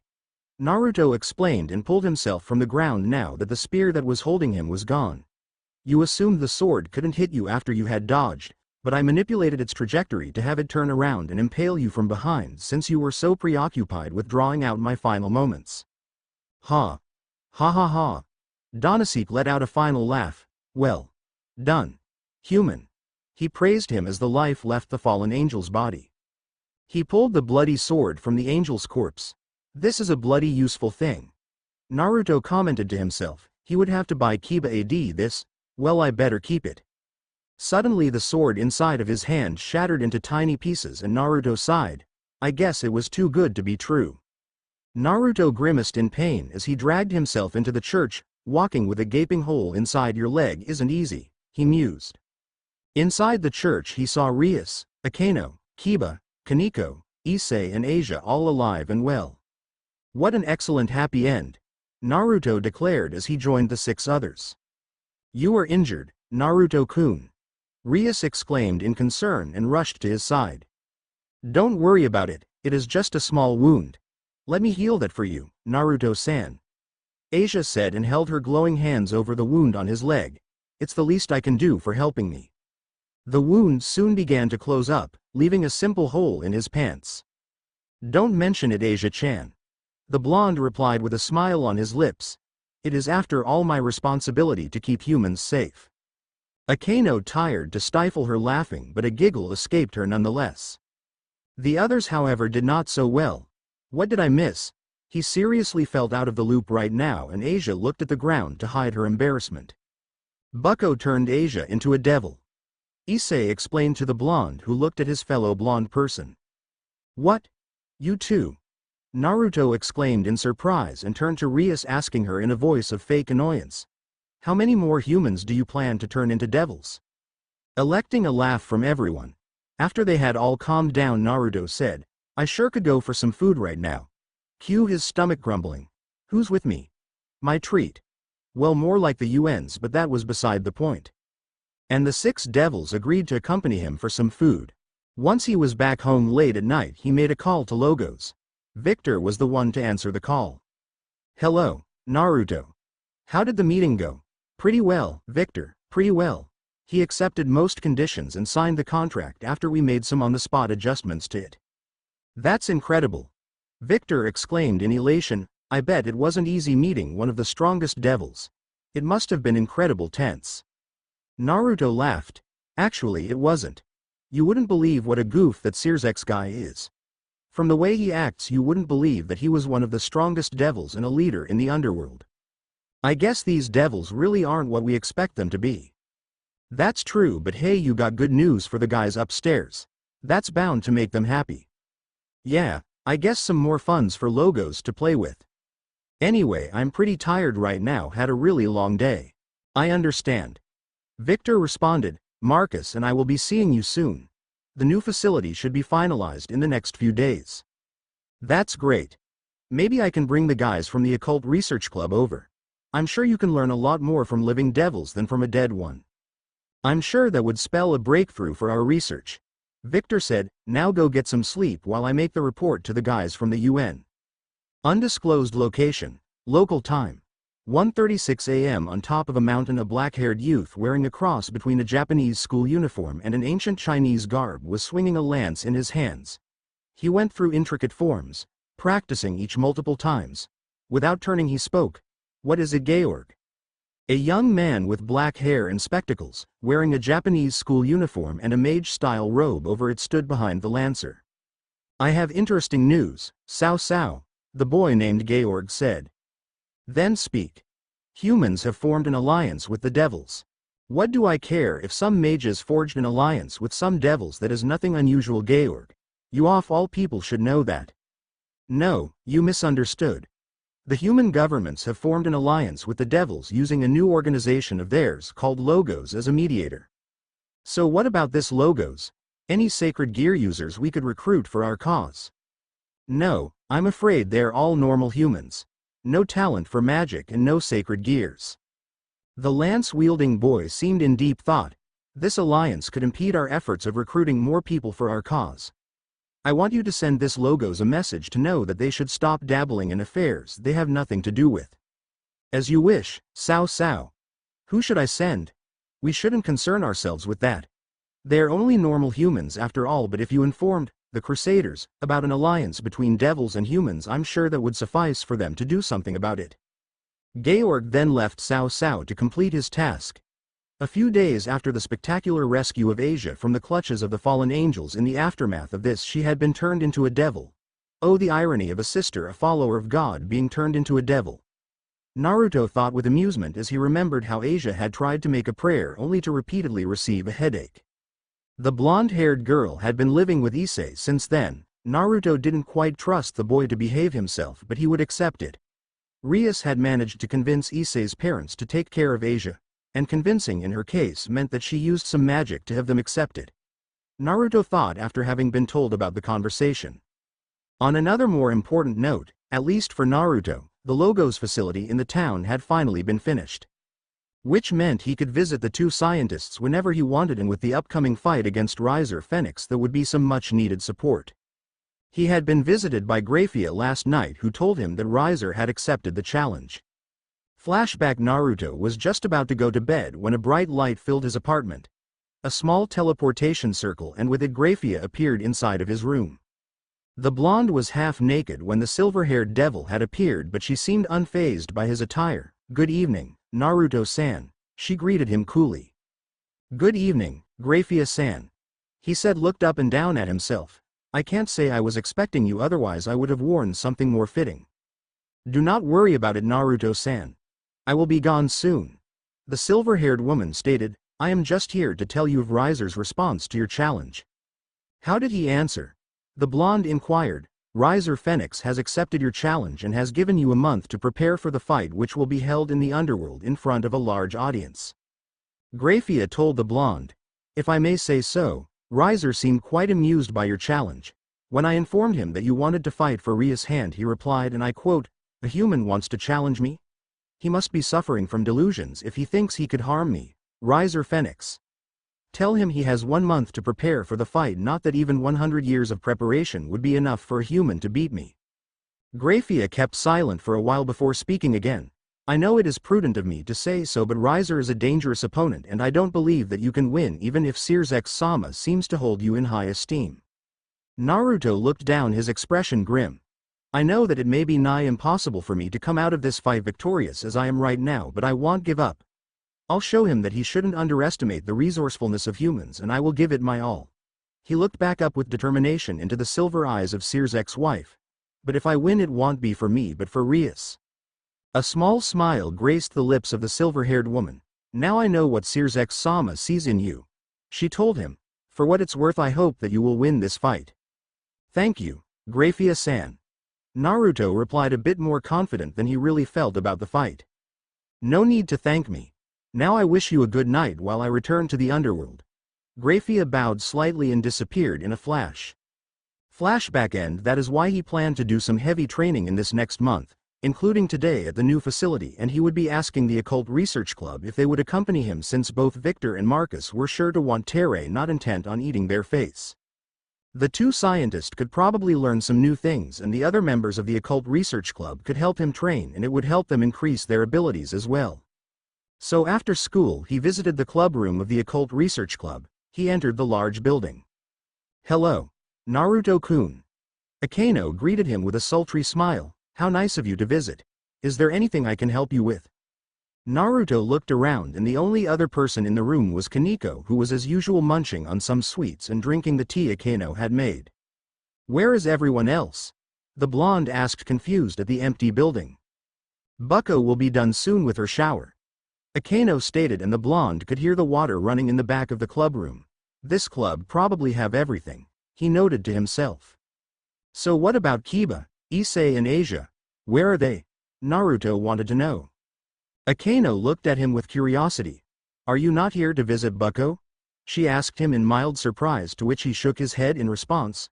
"I am here to visit her too, but I actually wanted to talk to everyone." "What do you want to talk with us about?" the black-haired devil asked him with interest. That's Naruto began before smirking, a surprise. Era. How mean of you, Naruto-kun. She replied in amusement, a strange glint appearing in her eyes. Do you want to be punished? A small shiver went down the blonde's spine. Why is she saying it like that? He asked himself and shook his head. No, not at all. So where are the others? Kiba has an errand to run, but he should be back soon, and Issei and Asia should be arriving pretty soon as well. He probably wants to show Asia around the school so that she knows where everything is. Well, I guess that makes sense. Naruto commented. I'll just have a seat then until everyone is here. That is good idea, Naruto-kun.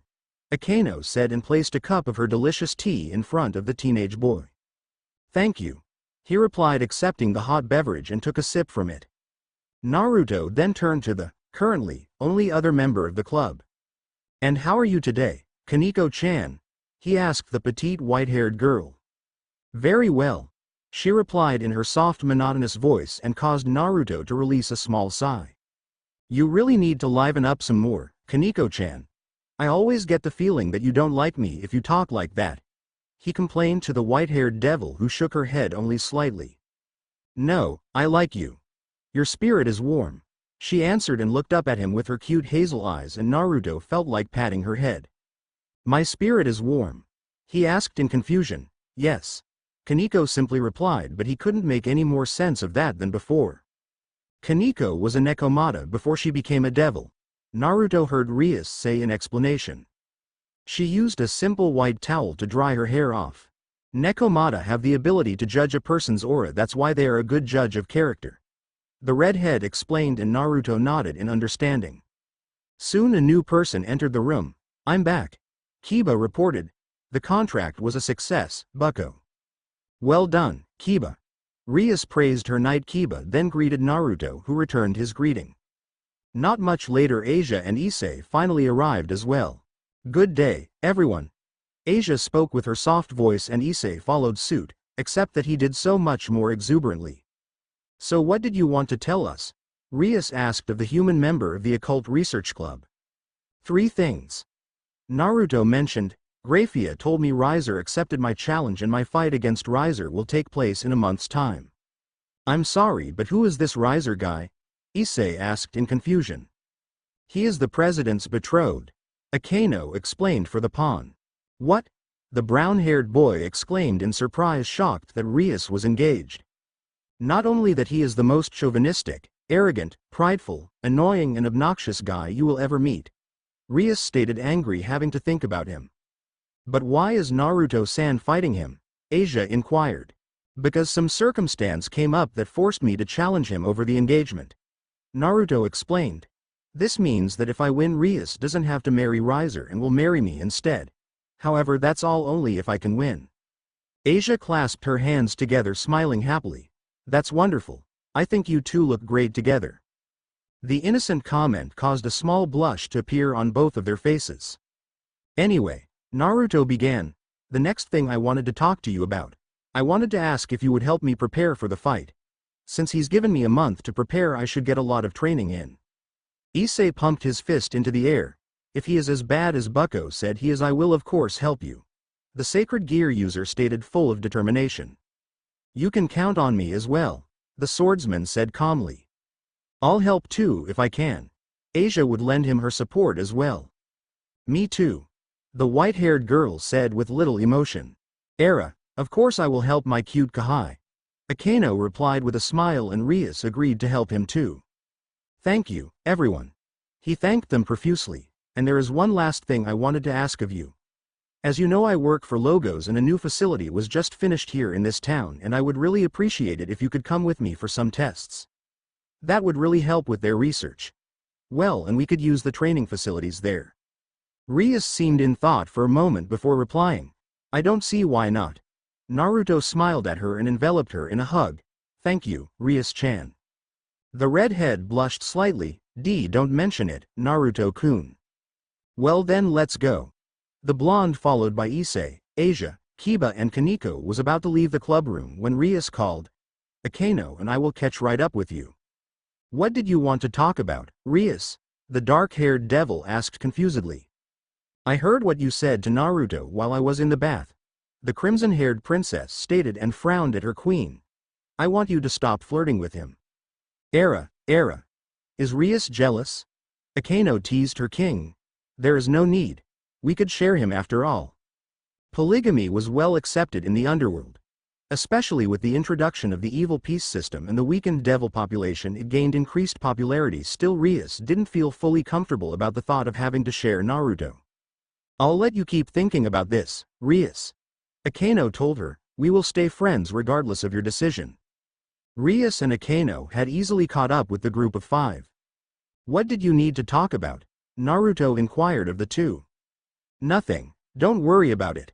The red-haired devil said, causing the blonde to shrug in response. So where is this building you are taking us to?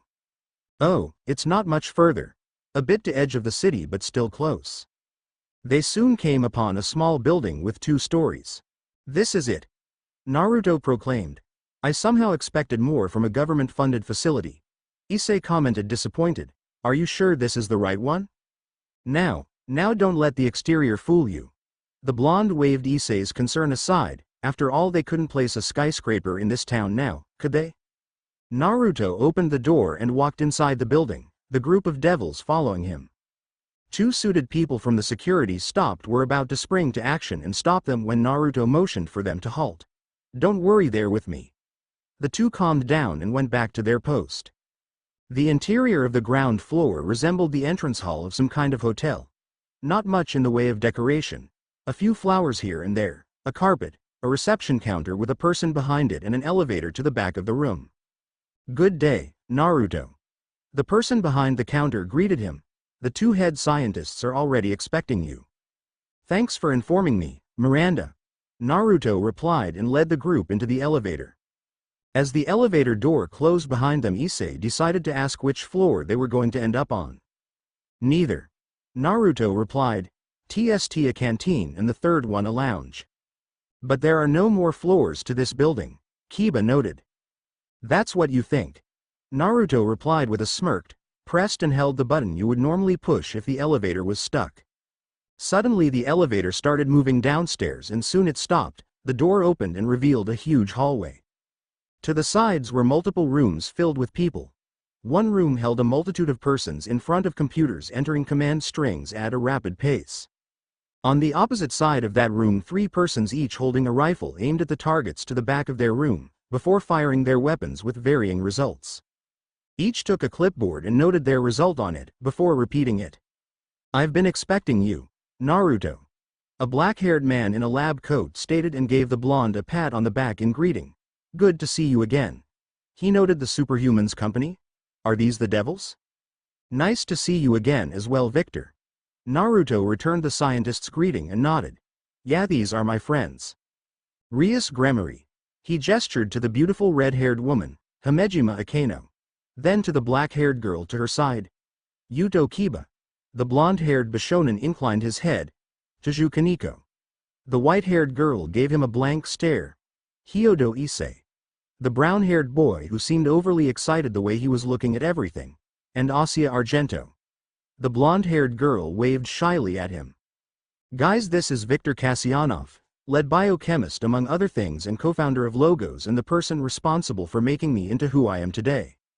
Each of the devils gave their own greeting to the scientist. It's nice to meet you as well. The black-haired man replied politely. We are incredibly grateful that you are willing to help us. Well then, follow me. Victor led them into his personal laboratory with various instruments you would find in a doctor's office, a few computers, high-tech microscopes and whatever else money could buy for him. Actually, I just wanted to do a full body checkup to see if there are any side effects from the changes so far, but since all your friends are here as well, I'll have some more to do, so I'll just be taking some blood from everyone first. Victor chuckled. Not that I mind having more to do, considering this is the first time I can examine living devils. What do you mean living devils, Kasyanov-san? Asia asked the Russian scientist. I only got to dissect a stray devil that Naruto here killed for his first mission, and the scientists grumbled in discontent, but the overall insight I could get were minimal. The man took a syringe, disinfected the needle and put it in position. Now hold still. He ordered and poked the needle through Naruto's skin into a vein until the syringe was completely filled with the boy's red blood. Perfect. Now the next please. Akano volunteered first to have a blood sample taken, followed by Rias, Kiba, Issei, Kaneko and finally Asia. Suddenly a brown-haired person barged into the room. Hey Vic, I heard Naruto was back and he brought company. He then noticed the group in the room. Well, nice to meet you all. Guys, that is Marcus Evans, Logo's top engineer and the other founder. Marcus, meet the Occult Research Club. Marcus snapped his fingers in remembrance. That reminds me. Who of you has a sacred gear? Asia, Issei and Kiba raised their hands. Do you mind if I borrow them for some tests, Victor? The engineer asked his colleague. No, go ahead. I'll be busy for a while as well. Victor replied without looking up from his work. Marcus motioned to the 3 sacred gear wielders. Well then, you 3 follow me. The 3 followed them down the hallway up to the end of it, where they took another elevator 1 level further down. Kiba, Asia and Issei were looking at a large circular room. One part of it was filled with instruments they couldn't even name and the other part was mostly empty. Welcome to my humble workstation, Marcus said, flourishing a slight bow with his arms, gesturing to the room around them. Whoa, Issei said in amazement. But why is your workplace this whole room and Victor-san just had this small one? Mostly because Victor doesn't necessarily need that much space. The brown-haired scientist elaborated. I get to tinker around with a lot of stuff, some of which I tend to test myself down here before sending it upstairs to the other guys. Saves me a lot of time of getting stuff sent back relatively fast. The engineer clapped into his hands. Now what are your sacred gears and what can they do? He looked at Kiba. Let's start with you. The blonde devil formed the black-bladed holy eraser inside of his hands. My sacred gear sword birth allows me to create demonic swords with whatever attribute I desire. The engineer's eyes lit up. That is incredible. Sacred gears do indeed defy the laws of reality. He commented. To create even something like a sword from basically nothing is phenomenal. I think I'll let Victor analyze the composition after I'm done here. He then gestured to Issei, who called up the red gauntlet. This is the boosted gear. Every 10 seconds it doubles my strength. Marcus rubbed his chin in thought. Does it really just double your power without limit? Yeah, I think so. At least that's how Bucko explained it to me. Issei explained, although with a large amount of uncertainty. I don't believe that it simply keeps multiplying and multiplying your strength. Marcus went into his laboratory and retrieved a glass and a bottle of water. Sacred gears have the ability to defy reality, and your Longinus gear even more so, but your body is still bound to reality. I believe at some point boosting your power will become detrimental to you. What do you mean? The boosted gear wielder inquired, confused. Marcus screwed the cap of the bottle and filled the bottom of the glass with some water. All right. Imagine this glass as your body and the water inside of it is your power. Issei nodded as he looked at the glass, and Marcus doubled the amount of water. This is after doubling once. He did so once more and the glass was filled to the brim, and after once more water was spilling from the glass on the ground. I theorize that at some point the power will simply spill uselessly from your body since you can't make any use of it. Marcus screwed the cap back on and placed both items away. That, however, is based on the assumption that your body is open-ended like the glass. The other theory is much more unpleasant. It would be if your body was akin to a closed glass container that was continuously filled. Eventually the container, in this case your body, will break because it can't handle all that power. Issei gulped as he imagined it. That wasn't a pleasant thought, and he looked at his sacred gear. It seems even a god killer has its limits. Now you. Marcus gestured to Asia. She pointed at the ring on each hand. This is my twilight healing. I can use it to heal any injury. That's more Victor's area of expertise than mine to examine, but I'll take a look at it anyway. Marcus replied and gestured for them to follow him deeper into his lab. Say, Issei-san, have you ever tried to take that glove off? No, I haven't. The brown-haired boy stated. Would you mind trying? Issei pulled at the glove with his right hand and it stuck tightly to his hand, refusing to let go. Eventually the boy just gave up. Nope, I don't think it will come off. Are you able to take the rings off? He then asked Asia, and she shook her head after some time of trying. All right, then you two just get back to Victor the first. Don't think I could do any tests without harming you. I trust you'll find the way back. Asia and Issei nodded and went back to the elevator and left the laboratory behind. Marcus then led the swordsman to a large machine that looked like some kind of press. "Could I have that sword of yours?" Kiba handed the engineer the sword. "This is an universal testing machine. Once the sword has been locked in place, the machine will test its compressive strength by steadily increasing the load on it." The Een fastened the sword into the machine. "Say, could you create another sword for reference?" The blonde swordsman wordlessly created another demonic sword, forming a sword with a golden handle and an edge made completely from ice. Marcus started the machine and applied force, beginning with 1000 Newton of force, and steadily rising. Soon it rose above the 10,000 and 100,000 Newton mark. After a while, the amount of force applied was beyond 1 million Newton. At the 10 million Newton mark, cracks started forming on the blade, and once 10.5 million Newton had been reached, the blade broke in half. Impressive. Marcus noted, not that Kiba could understand why. He then took the next blade and bladed inside the machine after having removed the broken sword pieces. The blade of ice withstood the same amount of force, which didn't make sense to the engineer. Whatever metal the first sword was forged from should have had many times more compressive strength than ice had, and yet they both had the same amount. Which means the structure of the material isn't responsible for the strength of it. Marcus realized and went to pick up some other machine for further tests. Meanwhile, upstairs, after Victor had taken a sample of everyone's blood, he began a full checkup, beginning with Naruto. The blonde was done pretty quickly. "Not much has changed since last time.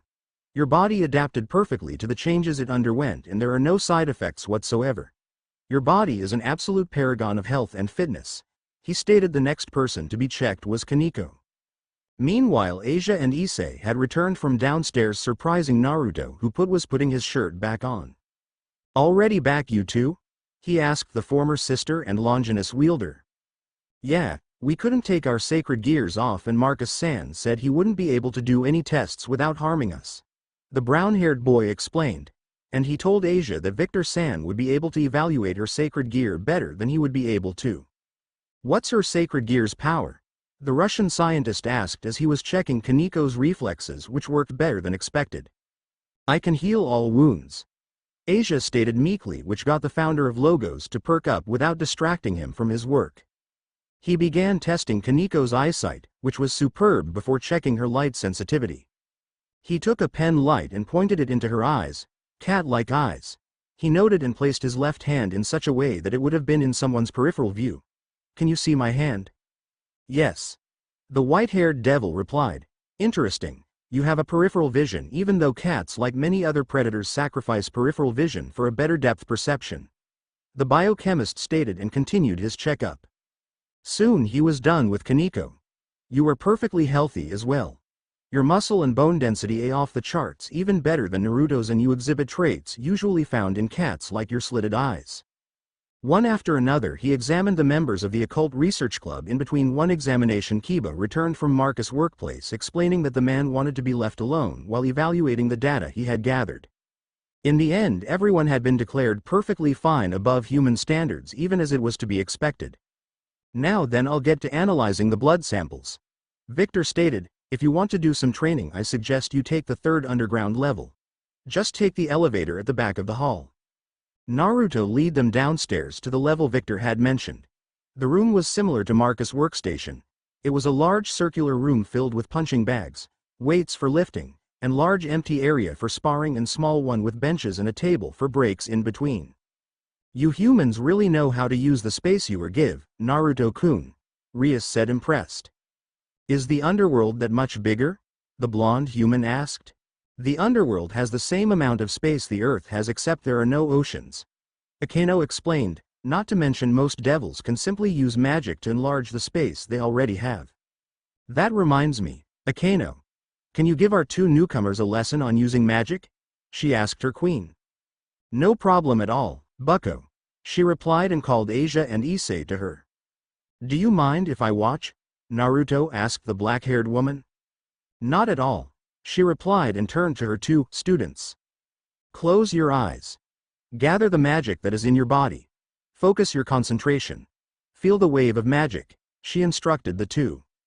Issei looked like he was constipated, trying to force the magic out of his body when Asia said with her voice filled with happiness. I did it. A small green orb floated in her hands. Maybe you have a talent for magic. Akeno noted with a smile, happy that the blonde-haired girl had grasped it so quickly. Maybe this could help me with my powers as well. Naruto thought and closed his eyes. Previously he simply had called forth fire in this way, so this time he would try to call forth his power in its raw form. Concentrate and pull it from deep inside you. He reminded himself, and he felt a small tug at the back of his mind, and soon he could feel something floating above his palms. He opened his eyes and saw a small pink-colored ball between his hands. Naruto noted that it felt slightly cold, but there was an underlying spark of power to it. Era. What do you have there, Naruto-kun? Akeno inquired with curiosity, and everyone took a look at the pink ball. I think this is my power in raw form. The blonde ventured a guess, since that was what he had tried to do. Pretty. Kaneko said, looking at the orb with fascination gleaming in her slitted eyes. What a strange power. Kiba commented. Kiba is right.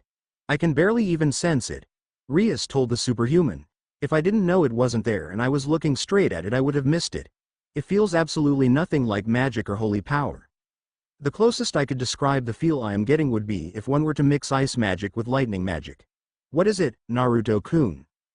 Well, Victor told me that my powers are psychic, which would mean that this is the raw power of my mind and will focused into a visible form. It's so unfair, everyone's getting a hang of things except me. Issei complained, completely devastated that even Naruto as a normal human had a better grasp of his powers than he had. Don't worry, Issei. You'll get a hang of this soon. Kiba encouraged his fellow devil. Thanks, Kiba. Issei flashed the boy a grateful smile. I'm trying to get better at using my power though. Currently I get drained pretty fast if I use it. Naruto explained with a frown. Why don't you and I have small spar? My magic against your mental powers and you show me what you can do, Akeno suggested. Sure, that should be no problem. Naruto responded, and the two went to the empty area designed for spars. Ready, Naruto-kun? Akeno asked. The blonde and the other devils were observing them from their previous place. Ready, Akeno-chan, he said, and without warning a bolt of lightning shot towards him. Naruto's first tried to manipulate the lightning bolt and redirect it towards Akeno, but the electric energy of the lightning was a coat of something oily and slippery. He somehow couldn't get a grip on it and settled for dodging, instead throwing a fireball, the size of a small car, at her at the same time. The queen conjured a ball of water to counter the fireball, leaving a small cloud of steam hanging in the air.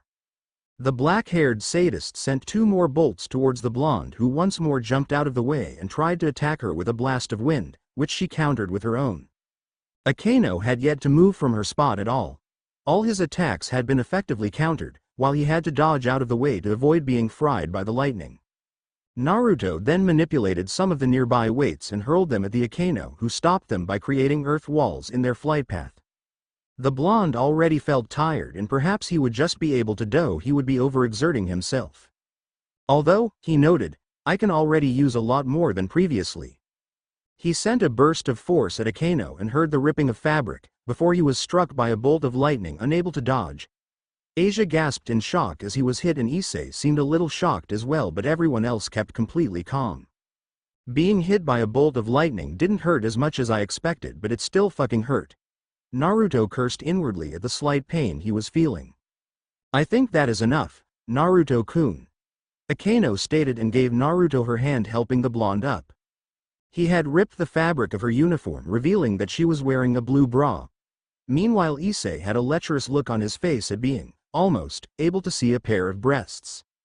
You did well for someone that has little experience in fighting a magic user. She complimented him, but using those powers seemed to take a real toll on you. I noticed how your attacks kept losing power. Yeah, but I think if I keep using it more and more, I think I will be able to increase my reserves, Naruto stated and bowed slightly to the black-haired devil. Thank you for helping me, Akeno-chan. Think nothing of it, Naruto-kun. She replied, hugging him from behind, pressing her ample bosom into his back, much to the chagrin of Rias. Soft.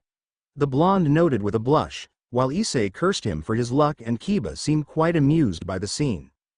Later this day, it was already close to late night. They decided to go home. Victor and Marcus saw them off. Thanks for helping us with our research, they both said, bowing in gratitude. It helped us immensely.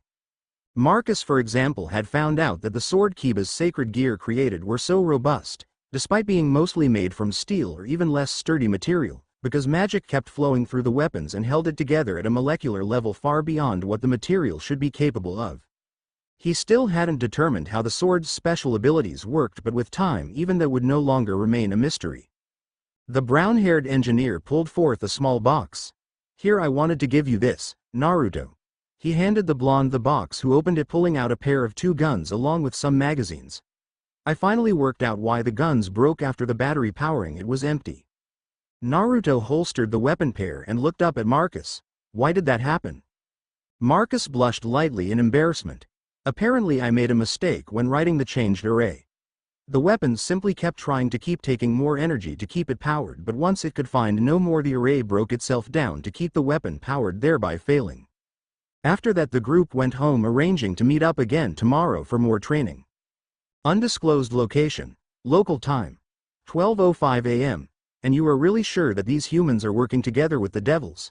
An older, slightly croaking voice asked. Yes, I'm very sure of that. The black-haired George responded and felt like rolling his eyes in annoyance. This has been the 10th time he has asked me that. The heavens shall smite the heathens that dare to desecrate our holy earth by forging pacts with the devils. A female stated, her voice filled with anger. She was a young, busty woman, perhaps in her early 20s, with short blonde hair. She had a lithe and well-trained body. She wore red pants, shoes and fingerless gloves that protected her lower arms as well. Her shirt was red-rimmed, with the rest being white except for a red flame insignia in the center of it. At her side was the handle of a light sword, and on her back was a shield with the exact color scheme as her shirt. Red rims, center white, and a red flame insignia in the middle. All in due time, Sally. The old man reminded her, and she bowed in apology. Yes, I'm sorry, my lunarch. The lunarch was an almost decrepit old man with a flowing white robe, the red insignia embedded on it. All over his wrists and around his neck were prayer beads. So where can we find the sinners that have to be punished? A young male in his mid-20s with long blonde hair asked. He wore a full-plate mail armor with the red flame insignia on it. He leaned on a large war hammer, the head etched with runes and the shaft wrapped in blue leather.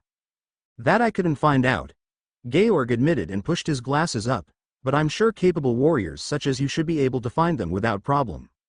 The light shall guide our way. The 4th member of the group stated, kneeling in front of his halberd, which he stuck in the ground. The shaft was polished ebony white and the tip looked as if it emitted light. The hook on the weapon's spiked top resembled an angel wing.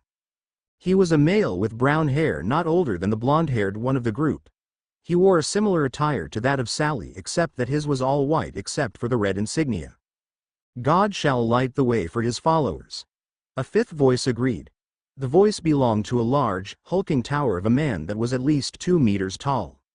He wore a pair of sandals, a short white pants, and no shirt, showing his muscle-packed torso. His head was bald except for a small black ponytail.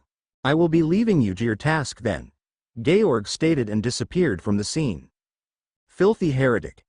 The brown-haired one snarled when Georg was gone. We should have killed him and removed one more filthy devil worker from this world. Now, Roderick. The old man scolded, God's punishment will come and he shall receive it, as will every sinner eventually. However, first we shall deal with all these devils infesting and corrupting our precious, God-given world. Then we can turn to all the practitioners of witchcraft. Your words are filled with wisdom, Master Machias. The blond man praised the older man. How shall we find the devil-loving heathens? The heretic didn't tell us anything after all. Eventually God shall grant me a glimpse of his unending knowledge, Arthas. Then we know where to go. Machias responded calmly and fingered his prayer beads. Until then we bide our time. 1 day ago. Location.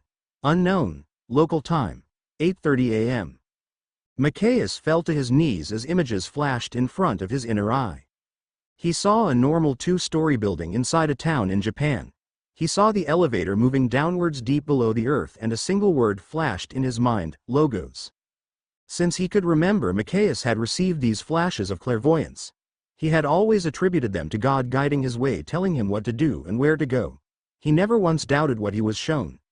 To him it was a sign that God favored him, and to repay that favor he strived to live life as a devout follower, following the teachings of the Bible as best as he could.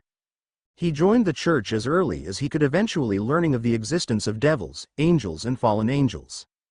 At first he just tried to rally followers behind his cause of eradicating the devils, but soon that desire to erase all corruption from the world grew until anyone that came even a little bit in contact with devils was to be sentenced to death. Not only did he kill the devils, but those that accepted contracts with them as well.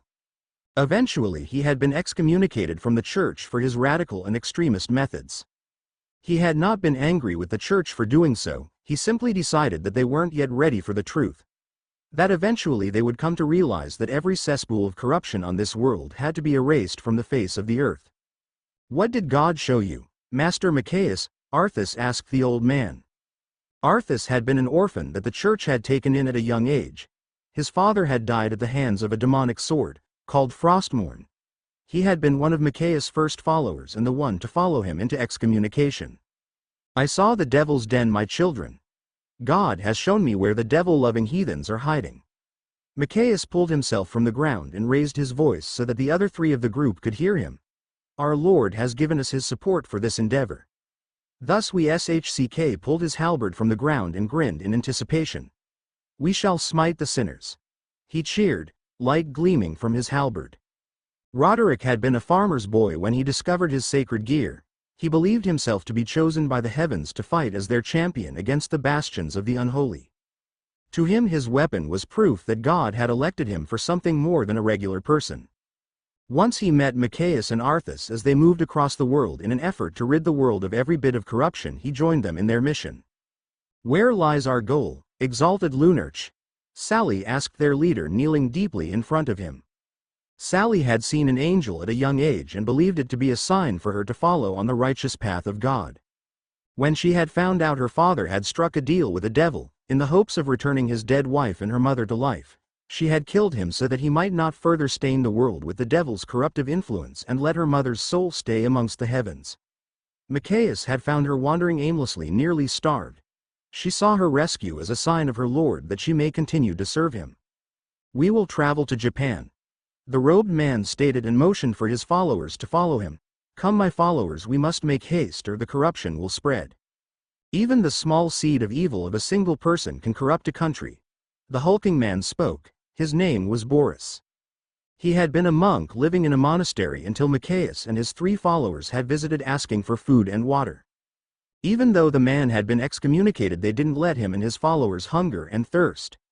They had supplied him with the things they needed and even given them shelter for the night. Boris had tried to convince the man back then to turn from his path of bloodshed and seek a more peaceful one, but instead the Lunarch had made him see the light, that their mission was indeed the right path. From that day the 5 people had been called the Crusaders, among those that were well versed in the occult community. They had been called that because of their bloody and zealous ways that reminded everyone of the ways of the Crusaders of old. Their insignia, a red flame, a flame of scarlet that was supposed to represent the righteous fury that would burn all impurities away. Not even a day later the Crusaders would arrive at the new Logos facility. Flashback end: Naruto entered the club room where everyone was already waiting for him to arrive. "Hello, Naruto-kun." Rias greeted him, cheerful, smiling softly. "Hello, Rias-chan." He returned the greeting and felt someone pressing into him from behind. "Hello to you too, Akeno-chan." Era. "Why do you have to ruin my surprise, Naruto-kun?" she asked with a pout, her voice holding a note of disappointment. "Perhaps if you hadn't done the exact same thing these last few days it would be more of a surprise," he noted with a hint of amusement and patted the white-haired devil's head softly. "Hello, Kaneko-chan." She looked up for a moment. "Hello," she replied before getting back to munching on some sweets.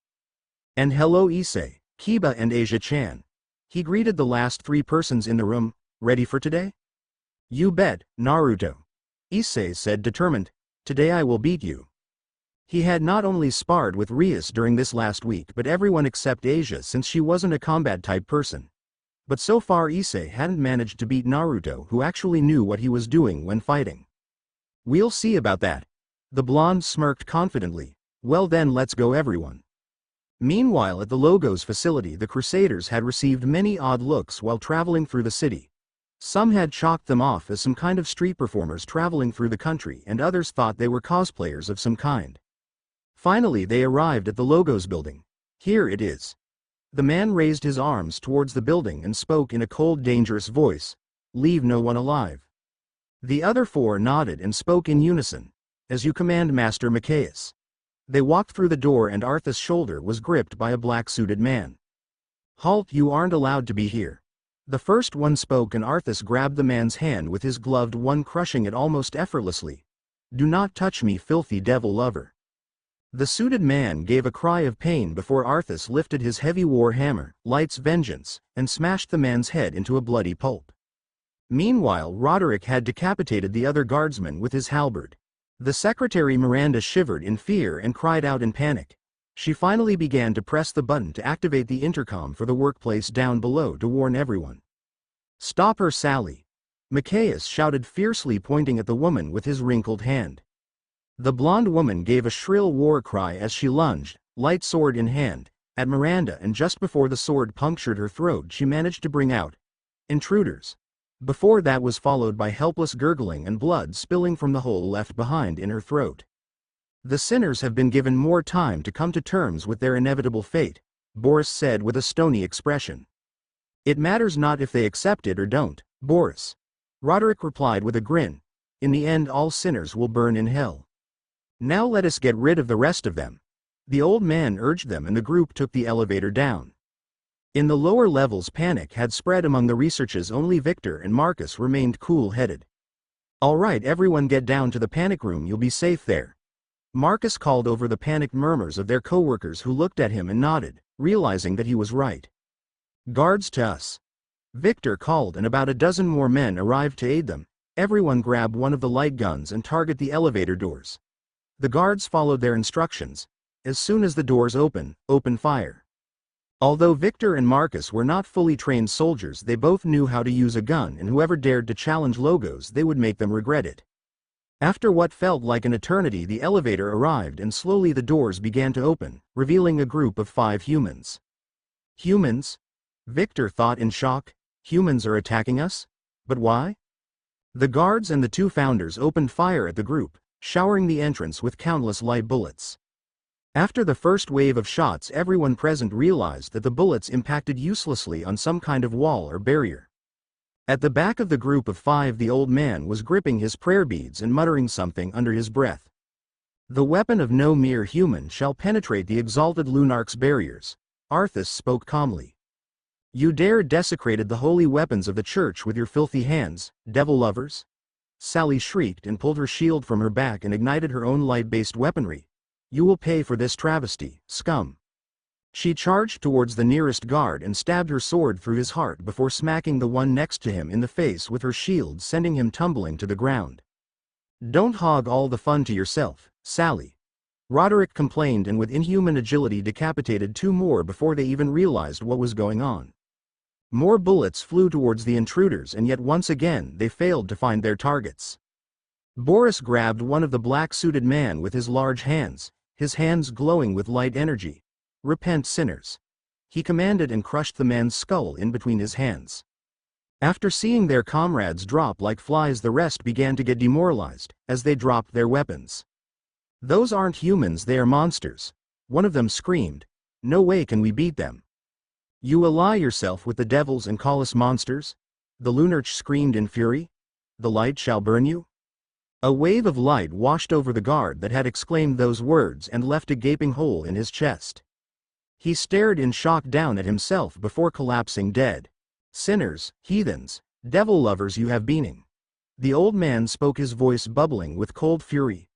God has forsaken you and made us your executioners. Today your souls will burn in hell for turning from the righteous path of the heavens. We really shouldn't have hired these guys, Marcus. Victor grumbled in anger. I know.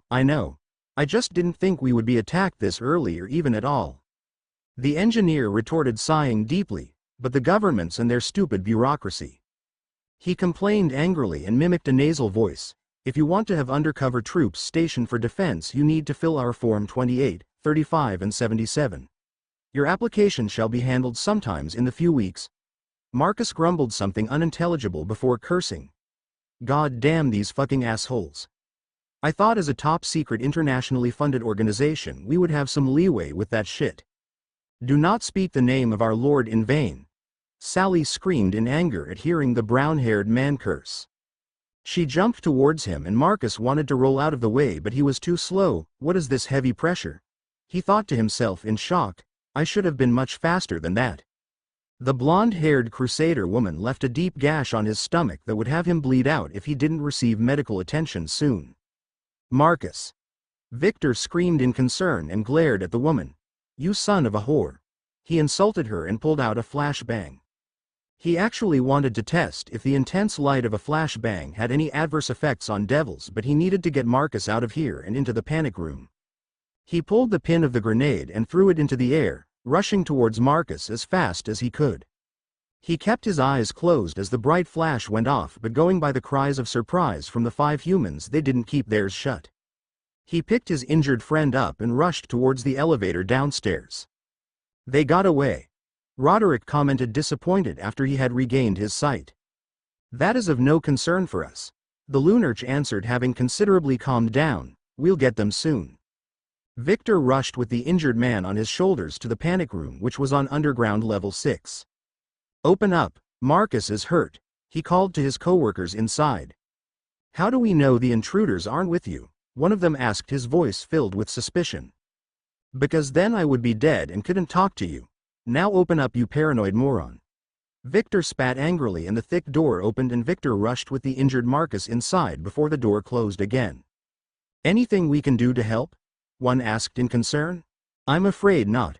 We don't have the medical supplies here to take care of that kind of wound. We would have to bring him to a hospital or have Asia heal him. The Russian scientist stated grimly. Just get back here, Naruto, and take care of these guys. The Crusaders stood outside in front of the room. Soon the sound of metal hitting metal could be heard. Many times the Crusaders tried to brute force their way through the thick steel door. Even the light spells of the old man didn't do much. Ha! Light just sucks for piercing anything that isn't flesh or thin wood and stone. Victor inwardly grinned at their futile efforts, but also knew that they couldn't stay inside here forever. What shall we do? Arthas inquired from their leader, who had his eyes closed. God shall lead the way. The Lunarch responded, and a quick flash of pictures gave him a hint. There are 4 panels somewhere in the 4 levels above us. Find them and cut the blue wire. Shit, the fail-safe. Victor cursed inwardly. He had designed the fail-safe in case the door of the panic room malfunctioned and it could be opened from the outside. Only Marcus and him had known about it though. So how did that old guy get to that information? Mind reading maybe. Will we die here after everything we've achieved? One of the scientists asked, and Victor responded in anger. No, we won't. Remember, for humanity. That is our motto. We can pull this through. Naruto, our greatest creation, will take care of these supernatural terrorists. They heard the old croaking voice of Machias laughing on the other side, even if it was muffled. Yes, despair sinners. Know that your hour is nigh and that even your friends that just entered can't save you. Victor realized that he must have meant Naruto and the other members of the Occult Research Club. Meanwhile, upstairs, as the 7 stood outside of the building, Kaneko tensed up. What is it, Kaneko? Rias asked her rook, who replied calmly, danger. Yes, something is wrong here. Kiba noted and conjured his holy eraser. The group stormed into the building and saw the 3 dead bodies in the entrance hall. Asia held her hand in front of her mouth, gasping in shock as she felt sick.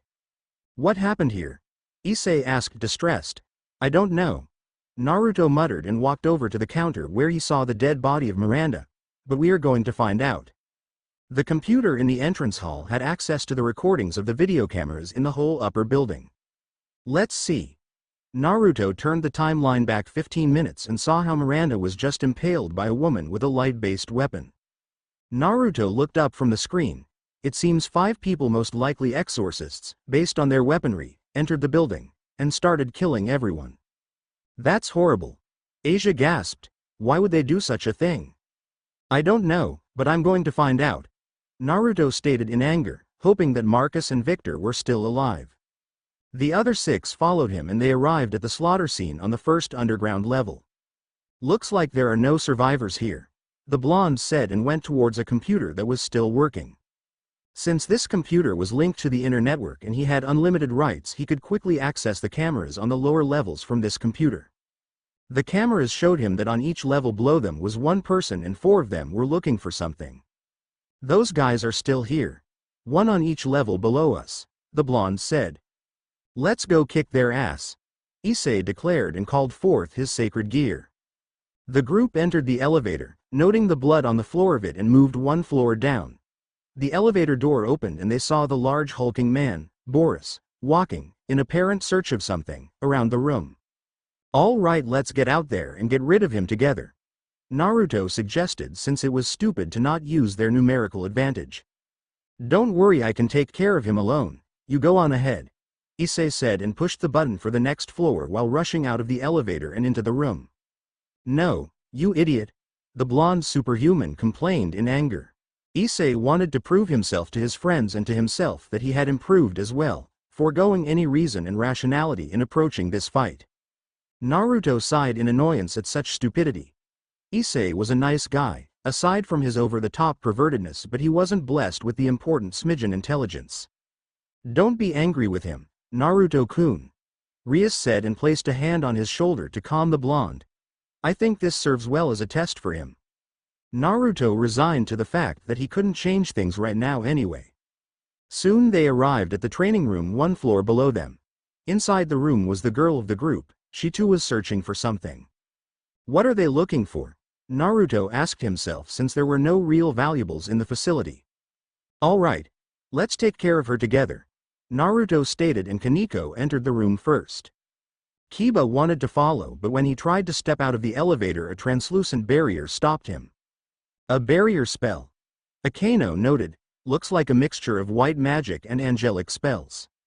The queen fired a bolt of lightning at the barrier, which impacted without significant effect. I would have to use a stronger attack to force my way through this, she stated, or Bucko would have do it. Naruto shook his head, knowing how destructive both of their magics could get. Don't destroy the elevator, we have no way of getting further down, Naruto warned her. I trust you'll be able to take care of things, Kaneko? Rias asked her Rook, who responded in affirmative. We'll likely only be able to fight them 1 at a time after all, Kiba said. That is if we don't beat whoever has placed those barriers there first. The floors below this was a fairly wide corridor. To the side were rectangular rooms with a thick glass frames keeping the rooms and the hallways separated.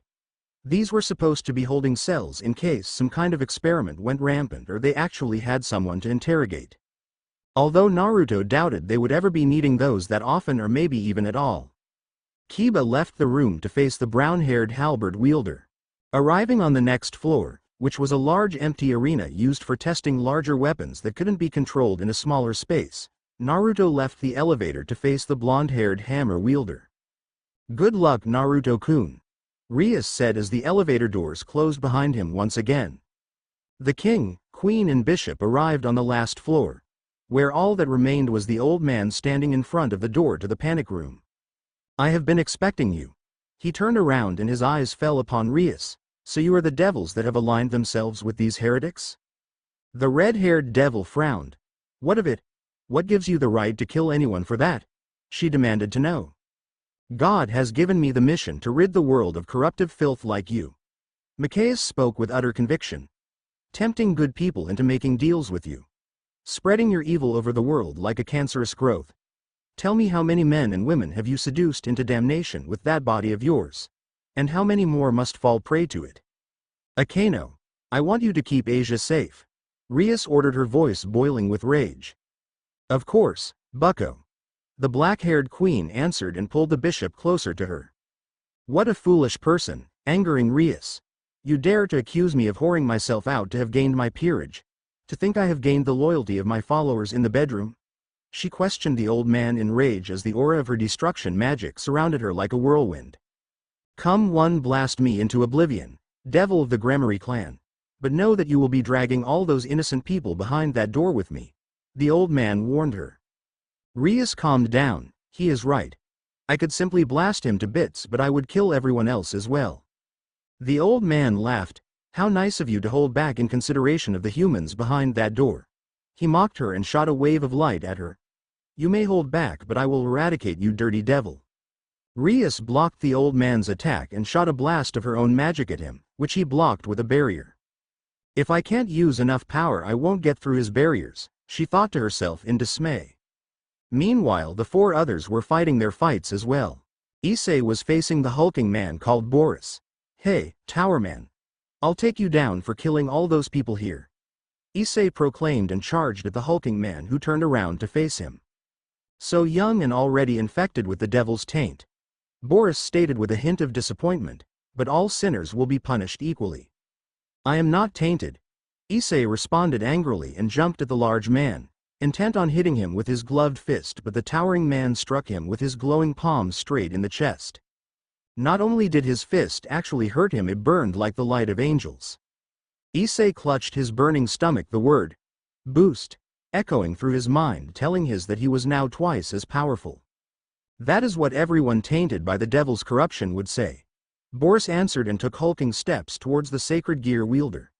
That one such as you was one of God's chosen. Makes me sick. The large man accelerated and reached a speed that completely betrayed his large frame. Both of his fists ignited with light. He threw a punch towards Issei, who met the attack head-on by throwing his own fist.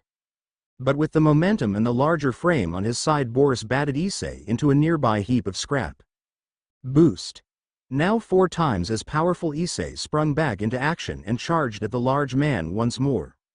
He ducked under the man's first punch and retaliated by striking the man's torso. The large man grunted slightly once the attack connected, but stood his ground, almost unfazed.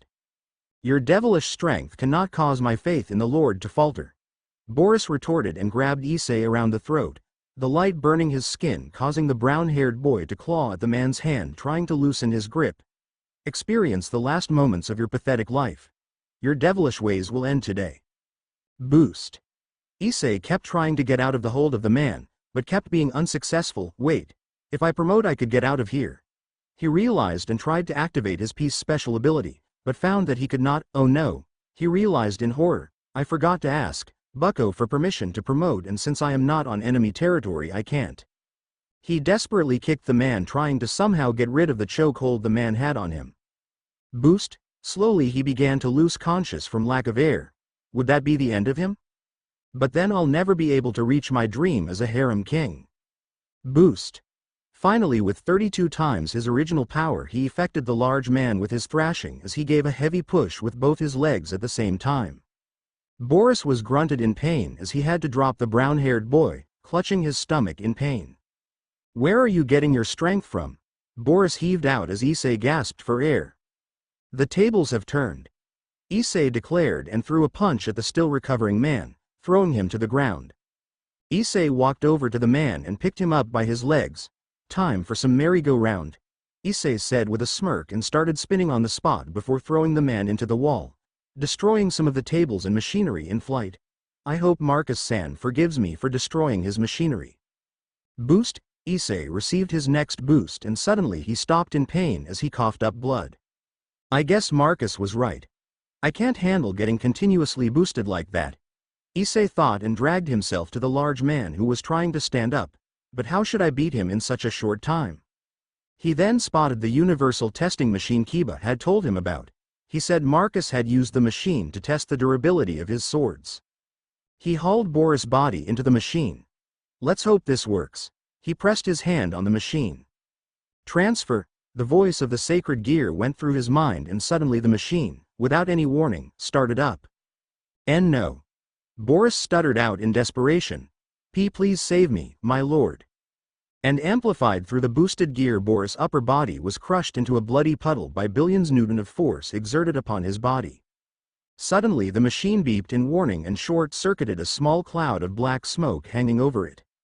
Issei fell back, sitting on the ground in exhaustion, before the gruesome realization that he killed a human, and in what kind of way hit him, causing Issei to empty his stomach on the ground in sickness. One floor below, Kaneko was fighting against Sally. Where is this panel? Sally asked herself as she looked everywhere around the room, when a punching back impacted against her back, throwing her to the ground. "Who dares to attack me?" she demanded, enraged, and pulled her light sword and shield from their holdings. Sally spotted Kaneko, who had a rather heavy weight in her hands ready to be thrown at her. "A filthy devil girl dares to harm me," she said, and jumped towards Kaneko, intent on cleaving her in half, but the little girl remained impassive as she chucked the heavy metal weight at her opponent, who sliced the metal handle, letting the weight pass her without harm. While Kaneko wasn't incredible fast as a rook, she did outspeed her. Face as emotionless and unreadable as usual, she ran towards her opponent, who brought her shield up to defend herself and readied herself for a counter-attack. Except that Kaneko delivered an earth-shattering punch against the shield and sent the blonde-haired woman flying into the training equipments, causing the woman to cry out in pain. As Sally had pulled herself up, despite her bruises, the white-haired devil was already upon her and sent her flying with another punch to her stomach, the force of which caused the blonde woman puke. Once the crusader was done, she glared at Kaneko. "You will regret this," she threatened, her voice hoarse, as she readied herself for an attack, but she wouldn't get a single attack in as Kaneko's fists impacted with the taller woman's face, sending her crashing into the wall of the room, the impact against which breaking her neck. "Weak," Kaneko muttered impassively. Meanwhile, Kiba had to fight the battle-crazed Roderick. The halberd wielder was smashing things left and right in search of something. Kiba said nothing and disappeared in a blur of speed, the black blade of his holy eraser cutting the air as he slashed at his opponents turned back. With agility far beyond anything a normal human should be capable of, the brown-haired zealot dodged out of the way. Roderick grasped the shaft of his weapon with both hands, one to the upper end and one on the lower. "I shouldn't have expected anything else from a filthy devil." Roderick spat in disgust and aligned his weapon parallel to the ground. "Why should I give someone that has killed innocent humans a warning before striking?" Kiba retorted amusedly. "Innocent?" Roderick laughed out loud. "Hardly. They consorted with your kind. That makes them sinners of the highest order. For that we sent their souls to hell where they belong." Kiba disappeared once more with superhuman speed and slashed down at his opponent's back. Roderick backflipped over Kiba and stabbed the sharp end of his weapon towards the blonde-haired devil. Kiba rolled out of the way and swung at the point where Roderick would land, only to meet the steel of the boy's weapon, as he used the halberd to block the swing. "How is he so fast?" Kiba asked himself. "He is much too fast for a regular human." "The look on your face is telling me you are surprised." The brown-haired boy seemed to delight in Kiba's confusion. "So let me indulge you in the special effect of my sacred gear, Heaven's Halberd. This weapon is not only ridiculously light, but it boosts its owner's agility to a point where I can even keep up with a devil like yourself." He then grinned viciously. "Now it's my turn to attack."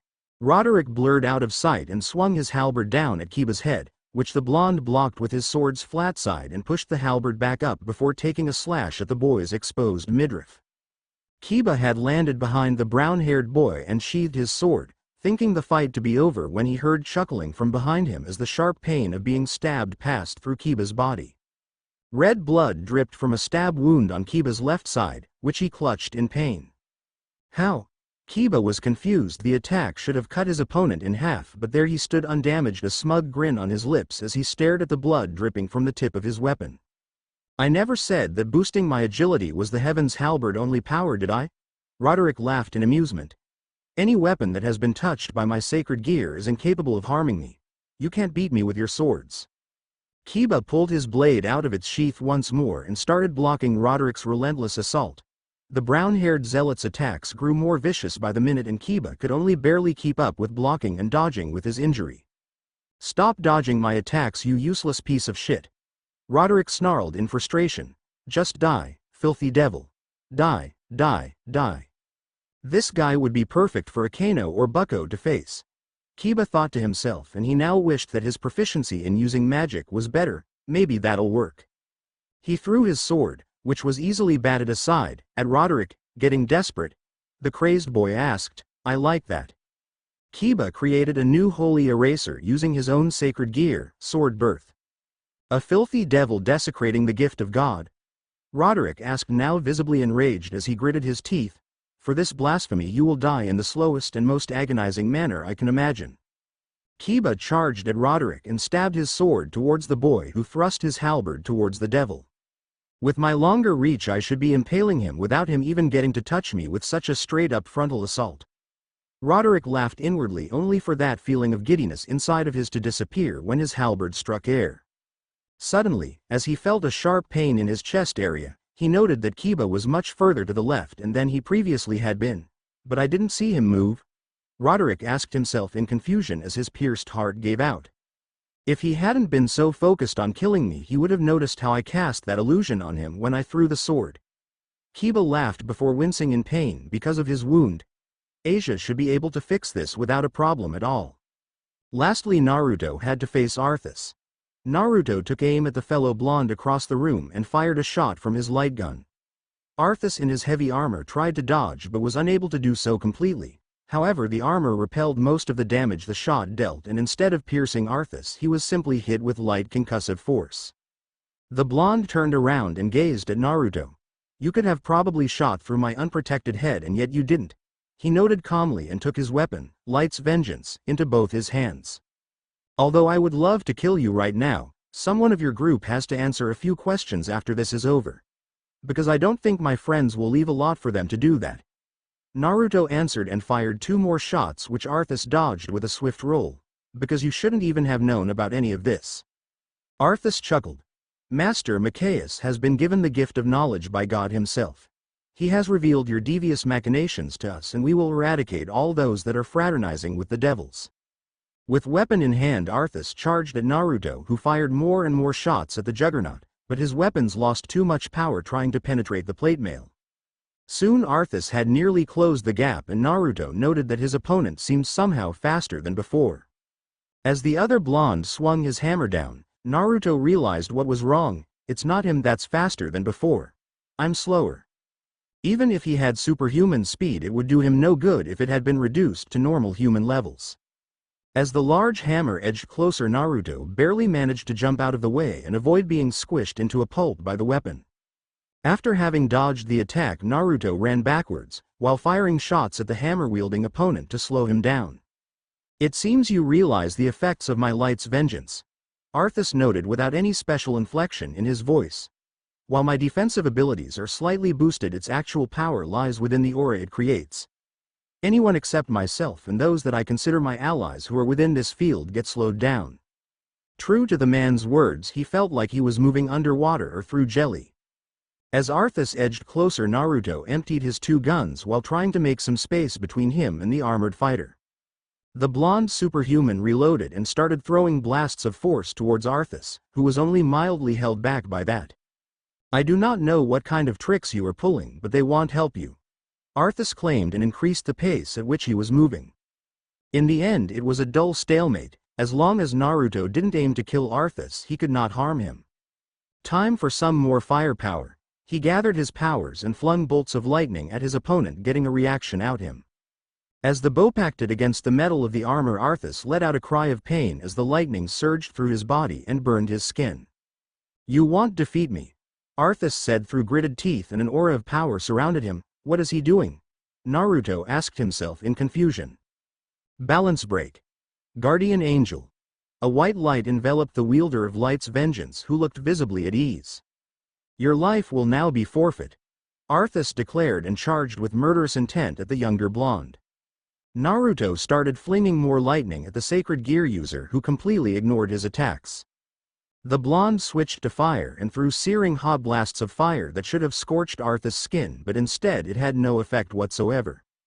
"That's impossible," Naruto thought as he kept his distance between himself and Arthas. "Just good that he is this slow. This gives me enough time to think of something, because I can't keep blindly firing things that have no effect at him.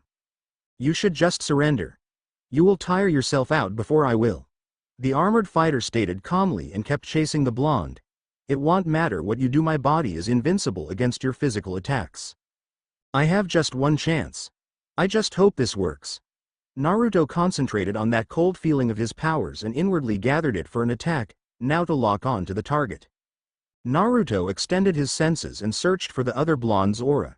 His thoughts were burning with blind faith. "Let's just hope there is enough of your mind left after this, as I haven't yet tested this attack," Naruto stated, and fired a blast of concentrated mental power at Arthas. "You can't harm." Arthas began but suddenly froze up as blood dripped out his nose, eyes rolling back into his head and foam was gathering on his lips before he keeled over on the ground, the large hammer impacting with a loud clank. Naruto walked over to the blonde and checked for a pulse. Well, at least he is still alive. The question is, in what state will he wake up, or if he will wake up at all. Since Arthas had been impervious to all his attacks that aimed for his body, he aimed for his mind. After learning how to gather his mental energy into a raw form, he theorized that it would attack the mind of a person, but he never had someone to test it on for the potentially disastrous effects it could have. He didn't even know how well it would work on any supernatural being, but at least it seemed to work well enough on humans. Back with Rias on the last level. While Rias couldn't harm the old man for fear of obliterating anyone behind the door he stood in front of, he couldn't hurt her either, for it was easy to simply obliterate the light he was using to attack her. Suddenly realized what she should have done all along. I have so long relied on my destruction magic that I forgot that I could fight him in physical combat as well. Rias scolded herself for realizing this just now. She charged at the old man and obliterated his attacks while moving towards him before punching him straight in his face, breaking the man's nose. How you? How dare you? He mumbled incoherently. I'd all earn you. The light shall burn you.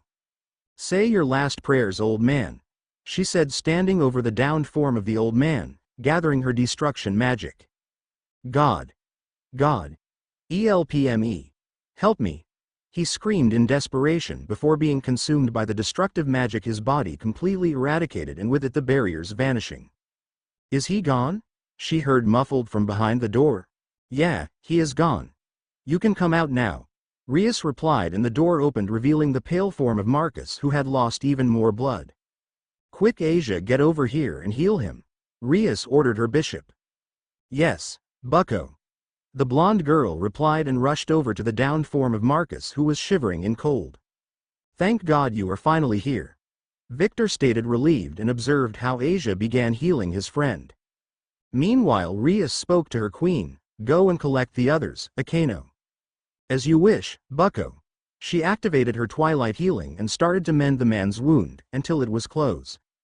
He still has lost a lot of blood. Victor stated, concerned. He needs to go to a hospital and get a blood transfusion. But at least he won't lose any more blood.